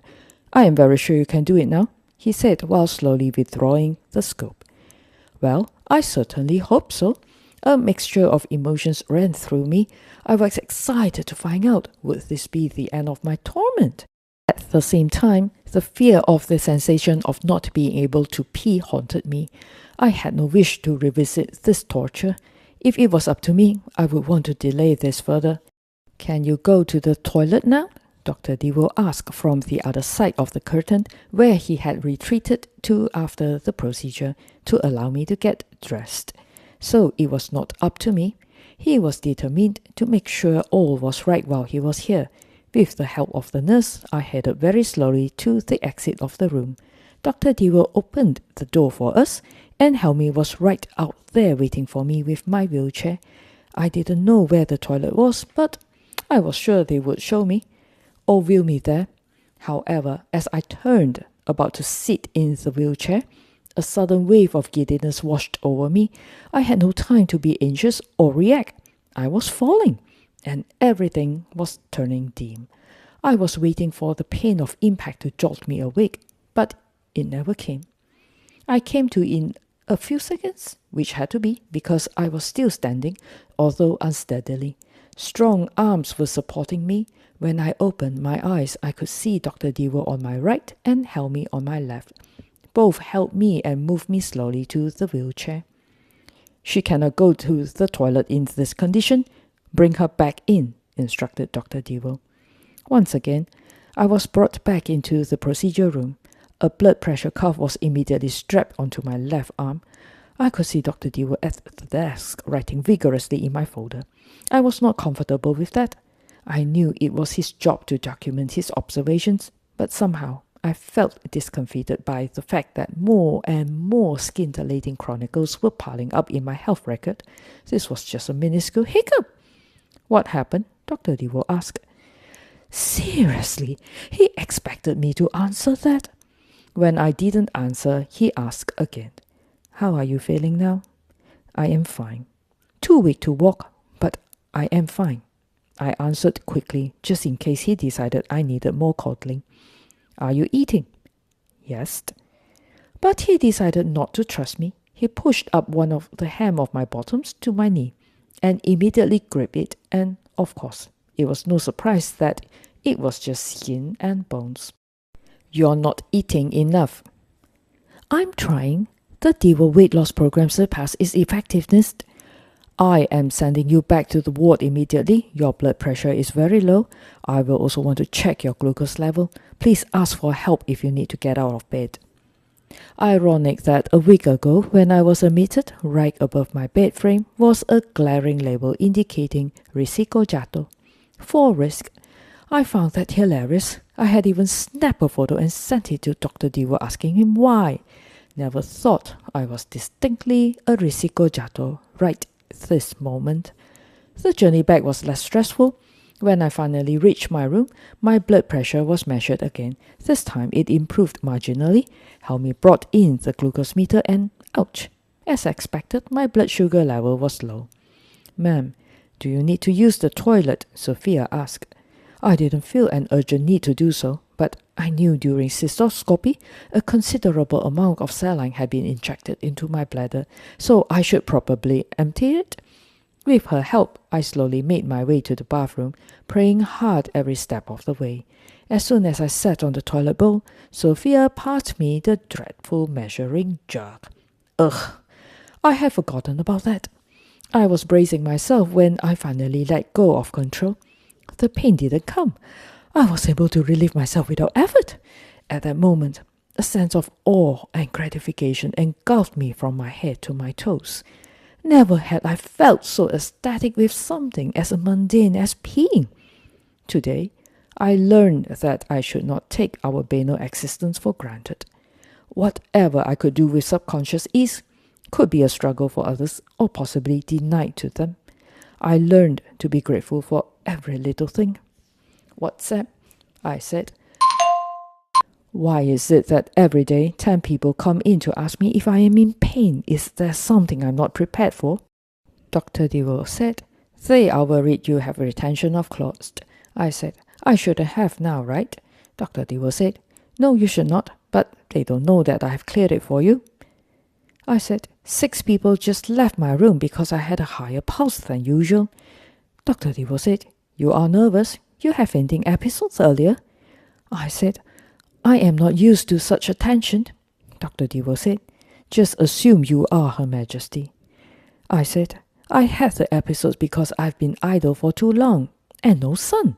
Dr. Dewar said. I think it's because you had vasovagal attack after the procedure. Google it. He kept insisting that I habitually succumb to vasovagal attacks. I was not. I didn't like the sight of blood and gore, but I was not homophobic. What's up? I said. Anyway, I'm going to ultrasound now. Dr. Dewar said. Do it after passing urine. I said. Already. Dr. Dewar said. Good.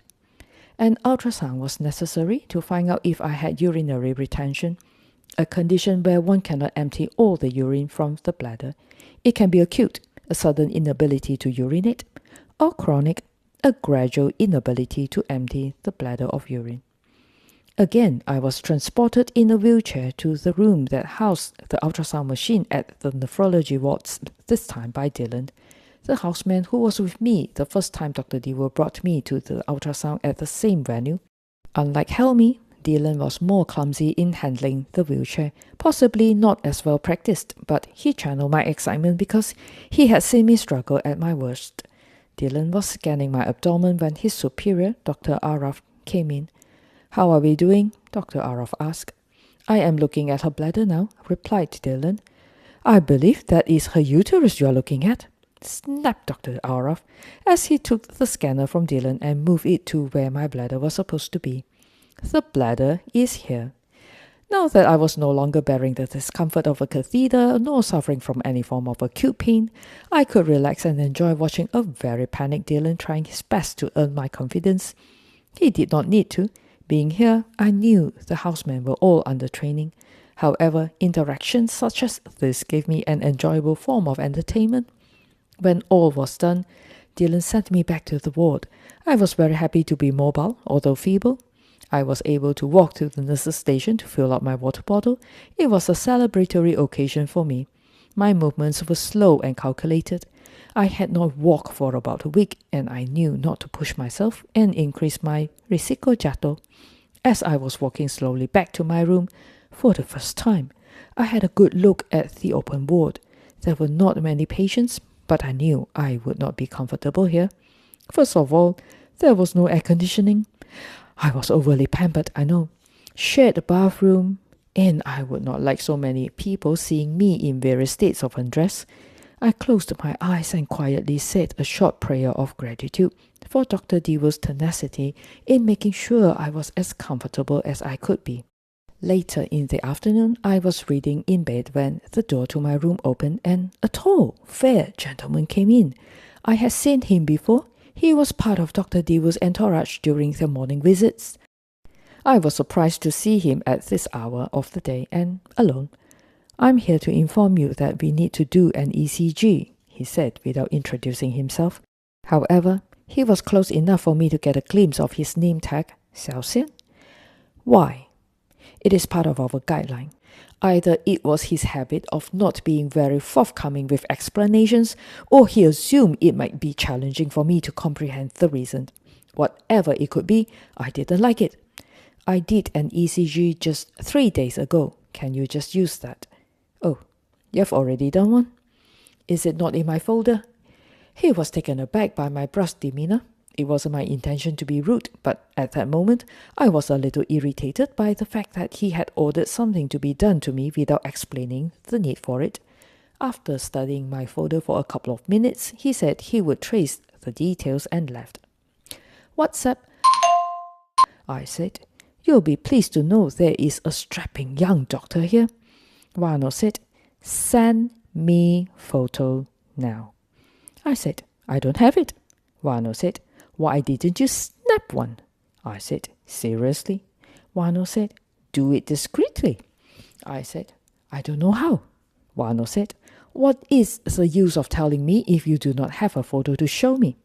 I said, "I am in the mood to provoke you." Wano said, "Get me a photo." I said, "If he returns alone." Wano said, "Create a situation." I said, "I have not reached your level of expertise to orchestrate a situation." Eye candy Xiaoxian was, his unsmiling and cool bearing made him utterly unattractive. I believe they taught basic interaction with patients in medical school. Did he not pass that module? Wano admitted, as superficial as it might be, she was highly attracted to facial aesthetics because she had to look at that face every day for the rest of her life if she was to marry him. Despite what many thought, not every woman was attracted to looks. I was usually attracted to intelligence because I value interesting conversations and fulfilling insights. When Dr. Dewo arrived in the evening, the ECG episode with Xiaoxian fled my mind. We had a long discussion about my condition. The excessive blood clots in my bladder were unexpected. He only saw the accumulated amount inside my bladder during cystoscopy. After inserting the stent, Dr. Payne did ask me if we wanted to insert a tube to drain the bleeding in your kidney. It was something like the draining tube in your abdomen after your surgery. I wanted to spare you the pain and discomfort, and it didn't occur to me there would be so much bleeding. So I made the decision not to, explained Dr. Dewo. I was glad that he chose to be honest with me. I would be sorely disappointed if he wasn't. Why didn't we proceed with the scope after that? Why did you let me go through days and days of bladder irrigation? I wanted to spare you the trauma of undergoing the scope, but I would prefer the quick trauma of the scope to the long torment of continuous bladder irrigation and bladder flushing. I didn't know that. Furthermore, over here, there are guidelines that we need to follow, and there is also the matter of availability. Once again, I was hurled back to my position in this establishment I was in. Considering our country's overburdened healthcare capacity and also Dr. Dewo's cramped schedule, he had worked very hard for me to be treated with a level of promptness and efficiency uncommon to others. A feeling of remorse washed over me. I had been a spoiled brat. The opposite of gratitude is complaining, dissatisfaction, and resentment toward the world and others. Quoted Keishu Okada. Your urethra was in a tortuous condition, nothing that we have seen before, he continued.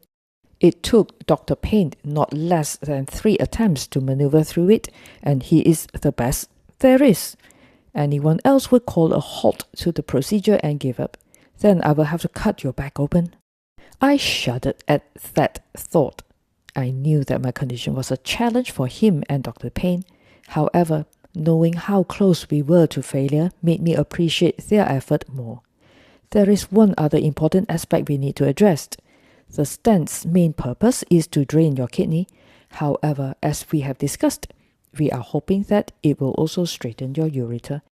But please bear in mind that sometimes it is very difficult to alter something that existed naturally, he explained. That caught my attention. Be specific. The plan is to let the stent stay in there for 1 month. It will slowly straighten your urethra, and it will stay straight while it is there.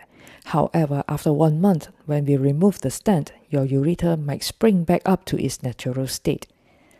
Then what? We will need to reinsert the stent again and leave it there for a longer time.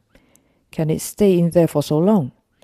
Not more than 3 months, but there are studies that prove that it is safe for a urethric stent to stay in the urethra for up to a year. Here, let me show you. And he proceeded to swipe his phone again to locate the article for me. What? A year? Don't worry, I'm not saying that we should do that. I didn't know what to think or feel about this new enlightenment, and I was too tired to do so. I just pushed this information to the back of my head and let it rest, which was very unlike me, an overthinker. I believed after what I had been through for the past weeks, my capacity to think, what more to overthink, had depleted. As long as you are not worried, I am not worried. I answered matter-of-factly, at the same time realizing that, whether I like it or not, I had to learn to face my circumstances 1 step at a time. We cannot always choose the music life play for us, but we can choose how we dance to it. Quoted Vivian Green. 15th April 2022, Friday. Xiao Xian came to my room early this morning, still unsmiling, not even a greeting. Good morning. I had to be the one to greet him. We still need the ECG, he said. I was waiting for the justification, but it never came. He left after this emotionless announcement. 10 minutes later, I heard the approach of the morning confraternity, no doubt marching into my room to start our morning assembly. Xiao Xian among them. Good morning, how are you? I assume you should be feeling splendid now, announced Dr. Devo. I am. Why do I need another ECG? Is there something you are not telling me? I got straight to my concern. Who ordered an ECG? Asked Dr. Devo. I abruptly turned my head and stared menacingly into Xiao Xian's eyes. Everyone shifted their attention to him. Xiao Xian immediately came forward, opened my folder, and pointed a detail to Dr. Devo. So, it is because she fainted yesterday. It is the guideline, Dr. Devo comprehended. Why didn't Xiao Xian simply just tell me that? I would surely oblige. There is also the rapid pulse rate, Xiao Xian quickly added. But that could also be the result of a negative balance. Yes, it is a possibility, Dr. Dewo agreed. What is a negative balance? I could not help but interrupt. It is when your fluid input is less than your fluid output. Now that you are off the drip and passing urine regularly, you should be drinking more, explained Dr. Dewo. I believe there is nothing wrong with her heart or her in general. She just needs to be with her family, and we are going to send her home today.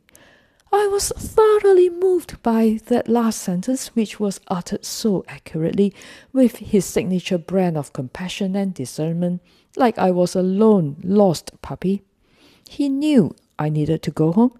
It had frustrated him for not being able to let me. As soon as they left, I happily called Yoda. As soon as the kids are done with school, we will come fetch you. Send me your location, he said. Only at this moment did I realize that, throughout the entire week, my husband did not know my whereabouts geographically. He didn't ask, and it didn't occur to me to divulge this information. We simply assumed that this detail held no significance. In his eyes, I had always been an independent wife, allowing him to focus entirely on his work or whatever wild projects he was undertaking. With my hospitalization, he was so confident in Dr. Dewey's ability to care for me that he felt no need to ask 10 questions a day. This had been our established communication pattern since the day we met. Just when I thought I could start packing for home, not that there was much to pack, 2 nurses came in, one of them pushing the ECG machine. I thought we were finished with this topic. Xiaosen got his way. It was fortunate that I didn't see him again, or else I would surely punched him. After we completed the ECG and blood test, yes, Xiaosen ordered a thyroid function test as well. Wano had beef noodles delivered. My appetite had not improved, but eating now required less effort, especially when the food was piping hot and hearty. Although the hospital didn't lay out any restrictions for any type of food being sent here, except for restrictions imposed by doctors, we were astute enough to care that there were people of different faiths staying and working here. We made sure all food deliveries were halal. For the first time since 1 week ago, I could finish the entire portion of food in one meal. That was an achievement worth celebrating. I was silently clapping and laughing in my head. After that, I was able to walk to the bathroom without supervision and relieve myself. I was going to be all right after all. However, I could feel the presence of the stent in my abdomen as my bladder emptied. The stent irritated the sensitive bladder wall, resulting in a sensation that ranged from significant discomfort to mild pain. Dr. Diwo explained that over time, my system would slowly acclimate to the foreign object, and its presence would become less noticeable. I understood that this was something I needed to learn to adapt to. Later, Dylan arrived at the entrance of my room with a wheelchair. Dr. Diwo instructed me to scan your bladder before he can let you go. Can you pass urine before we go? Ugh, I didn't like the sensation after peeing, but remembering how it was for Wano and Bailey, my suffering was a walk in the park. I can walk, we don't need this, finding the ability to walk unescorted, liberating. Make me useful, he insisted. We arrived at the ultrasound room in a flash. Please make sure it is my bladder you're scanning this time, I reminded Dylan. Oh gosh, you will never let me live that down. He was as dramatic as I was. Of course, if Diwo won't let me go, it will be because of you. We don't need to worry about that, he remarked while looking at the screen of the ultrasound machine. You are absolutely cleared to go. Thank you. Recovery from illness often seems like beginning life all over again, quoted Cornelia Mix. With so many activities going on, coupled with my excitement, I didn't notice time passing. Very soon, Yoda called. I am downstairs. I pressed the call button for the nurse and Sophia came. My husband is here to get me. Ask your husband to come up to this ward and I will let him in. I relayed her instructions to Yoda, and within minutes I could hear him speaking with Sophia, although I couldn't make out what they were talking about. Then all was quiet again. Where was he? Approximately 15 minutes later, I could hear them talking again, and then he appeared at the door to my room.